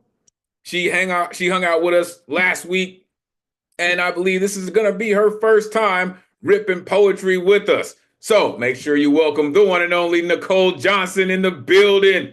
Come on, Nicole. Let these folks know where they can find you. You know what it is. It's really great to see you. Come on. Take it away. Okay, so this is can y'all hear me okay? Okay, cool. So this is my very, very first time doing this. I've never done this before, but seeing the group last week, like, first of all, you are all amazing. Um, and y'all made me feel comfortable enough to go ahead and contribute. Like, I have all of these things in my mind, and to be able to get them out and share with a group of people who will, be open to it is like one of the greatest things ever. So this is a really short thing that I kind of wrote, but I hope that y'all enjoy. So it's called You Gotta Get Where I'm At. So they say 50 is the new 40, but I don't want to relive 40 again. The Lord blessed me with life and lessons. I lived, I learned, I've grown. There's no going back. I used to dress to impress for other people, but now I dress to make me happy. No more clubs for the sake of clubbing. My choices are now purposeful. You gotta get where I'm at. Retakes and do-over are for those who wish to change their answers, like correcting a test. But if I answer with honesty, what would I want? Why would I want to rewrite the truth? No regrets. You gotta get where I'm at. They say everything happens for a reason, so why go back to the future? Once I was asked if I wanted to know what my ancestors said, and I answered no. If they wanted me to know, I would already know. You gotta get where I'm at. Heritage isn't just knowledge, it's the gifts passed down, talents to emphasize, not overanalyze. Some mysteries aren't mine to solve, even if I see them. Not everything revealed to me is to share. You gotta get where I'm at. Thank you.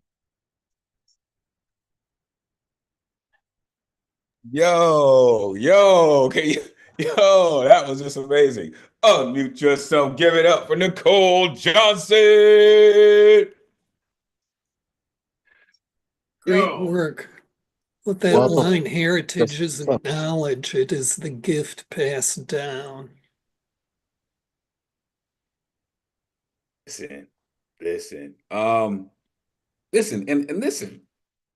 I know her. So you already know you fucked up, ma'am. You already know. I'll text you and tell you if you didn't hear me that time. Listen, first of all, welcome officially to the greatest community in the world. It is not easy to do that. But you just pop the cherry, baby. Pop the cherry, baby. Welcome. Really, welcome to the greatest community in the world. When you come through with something like that, right, you got to get where I'm at.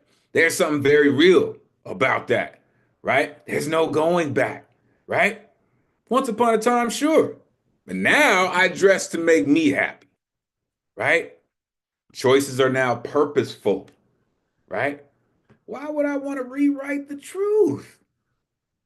So why go back to the future? Like, come on. They wanted me to know, I would already know. Some mysteries are not for me to solve. As long as you remember that, it's all work. Appreciate you, truly. Listen, plug your information. Let these folks know how they can find you and keep up with you so they can remind you that you need to sign up and keep coming through. Again, welcome. Great job. Welcome. All right. Closing out the evening is our resident closer. This dude Like, whether he's Dre Reyes 316 or he's breaking the internet with, oh yeah, brother, this cat right here is about to do it to you. Whether it's off the top rope, whether it's the haymaker, whether it's the clothesline. Here comes the clothesliner, the one and only Dre Reyes in the building. Let these folks know where they can find you, man. Snap into a slam jam. Let's go. Oh, what is happening, everybody? This has been a great evening from what I've seen so far. I came in wicked late, but from what I've seen here, of course, this is the greatest community in the world. What can you expect other than the elite? So with that said, great job, Elemental, for holding this fort down, and great job to Nuyorican Cafe community for making this, like I said, the greatest community in the world. Week in, week out, doing a thing. With that said, I got two pieces here. So, as some of y'all might know, I'm a little bit of a wrestling fan, and I was a little bit curious to check out Monday Night Raw on Netflix, because, okay, I never really had the opportunity for the past, like, couple of years to, like, check out Monday Night Raw. And I was really perplexed and amused as to see how Hulk Hogan got booed the fuck out of that building. And if I mean, just check out his track record. He's a bit of a racist and a bit of an asshole, so well deserved in my eyes. But I wrote this piece here. I wrote this piece here before some of the shit that went down, like last summer, where I just kind of imagined, well, what if in an alternate reality, Hulk Hogan was an actually decent guy, but still a fucking fever dream driven, I don't know,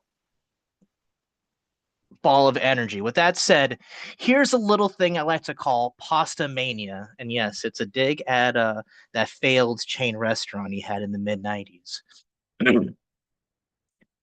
Let me tell you something, Mean Gene. I've been exercising more muscle than my 26-inch pythons as of late. And I'm talking about the big muscle, the most important muscle, the big noodle, the brain, and not the Bobby Heenan variety, dude. Me and the Hulkamaniacs have been doing our research on global warming. With the sea levels rising, many natural habitats are in danger, brother. There's no shame in crying when the world around you is suffering, and you feel that spiritual bond between you and the living, breathing forces of life that build a planet's ecosystem brick by brick, getting stronger and stronger by the second, to the point that it's palpitating faster than a stampede of intergalactic shooting stars through every square millimeter of your veins, and you're overwhelmed with empathy, brother. If that wasn't enough, my heart bleeds for all the Hulkamaniacs who go hungry worldwide, what they would do for a meal, brother. And then I got to thinking on how we could possibly kill two birds with one stone, man. First, I had to go to a whole new universe, a whole new frontier to obtain sacred knowledge that binds all living things together. I went to college. Mean Gene and I came up with the most elaborate college-educated plan that would end both world hunger and the rising sea level. I went to great lengths to fund research, and honestly, we don't really know what we're dealing with here, man. And I'm just a little worried about the level of influence I have. But if there's anything I've learned, is that Hulkamania is the most powerful force in the universe. And we're about to give birth to a whole new movement. Pasta Mania, brother. When you cook pasta, what happens to the overall volume of the boiling water in the pot? The pasta absorbs the water. There is less volume. It's just a matter of doing the same thing, but on a grander scale, man. You don't have to add salt to the boiling water in our oceans, brother. And who doesn't love pasta, man? Who doesn't love pasta? Who doesn't love sucking down on some saucy spaghetti, or gnawing on some gnocchi, or feeding on some fettuccine, or ravaging on some ravioli, or macking on some Mac Jack? We'll have so much pasta, we'll be literally swimming in it all, man. So rising sea levels, world hunger, what you gonna do? What you gonna do when Pasta Mania runs wild on you? Poem. There's that stupid piece. Thank you for bearing with me. Here's a different piece now. Just throw a change up after throwing that fastball. Here's life in survival mode. Life is the ultimate simulation video game our parents pre-ordered without us reading its contents. The minority United States pre-order DLC sucks. I personally would like a refund, but no refunds are issued when life is set on survival mode. And that is what you do. Survive. Survive through trial and error. Learn what it is to thrive in a seemingly never-ending cycle. Even if the results are not desirable at first, survive. As much as you try to survive and be the best version of yourself possible, there are always going to be those who view you as public enemy number one. There are always going to be those who refuse to look into the mirror, who deflect and overlook their flaws, painting them on your canvas, making you like some kind of jackass. There are always going to be those who will instantly forget about all the good you put out, then villainize you and morally sentence you without trial at the first given opportunity. Shining a big spotlight on the fallacy that's the light's intensity has blinded them. There be people who blindly purchase lies without reading the price tag nor the package contents, proceeding to make a mess regardless. Forgiveness is the first step towards salvation.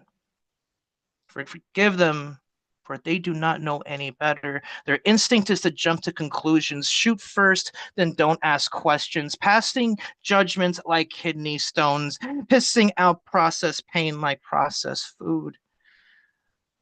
Research and investigation is not valued here. Nobody pitches any no-hitters nor perfect games on this field. It is impossible to go throughout life without making mistakes. However, nobody should be casting any stones, for we are all sins looking for holiness.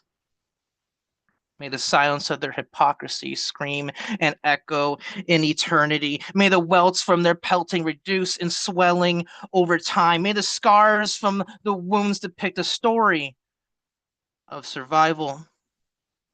Survive and thrive out of spite. Control your narrative. It's the only one you get. Thank you.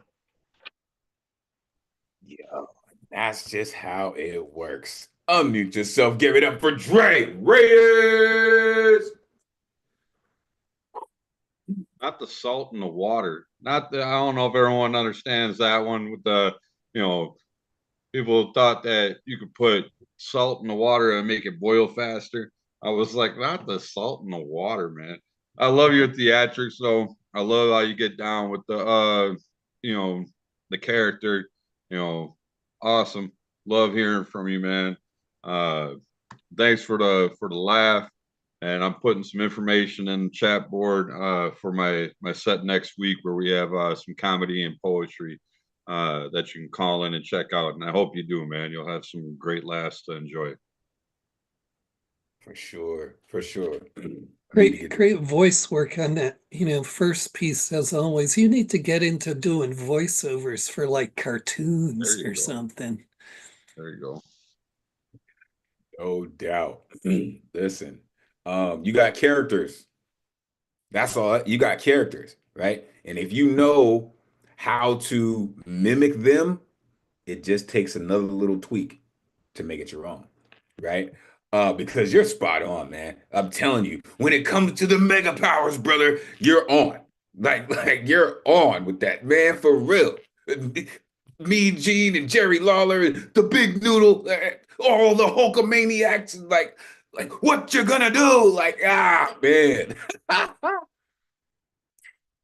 Man, it's something about that, right? That's nostalgic for me, man. I came up watching that dude. And, I am a villain. Like, yo, it was Hulkamania. It really was. And then he did this, and then it just like it was. It just was. It really was pandemonium, man. It really was. But thank you for bringing that to our space, man. It really does make a difference. All of that energy, it really does, man. I appreciate how you go all the way in on it, man. It takes work, takes fearlessness, but you got it and you do it extremely well, sir. I appreciate you.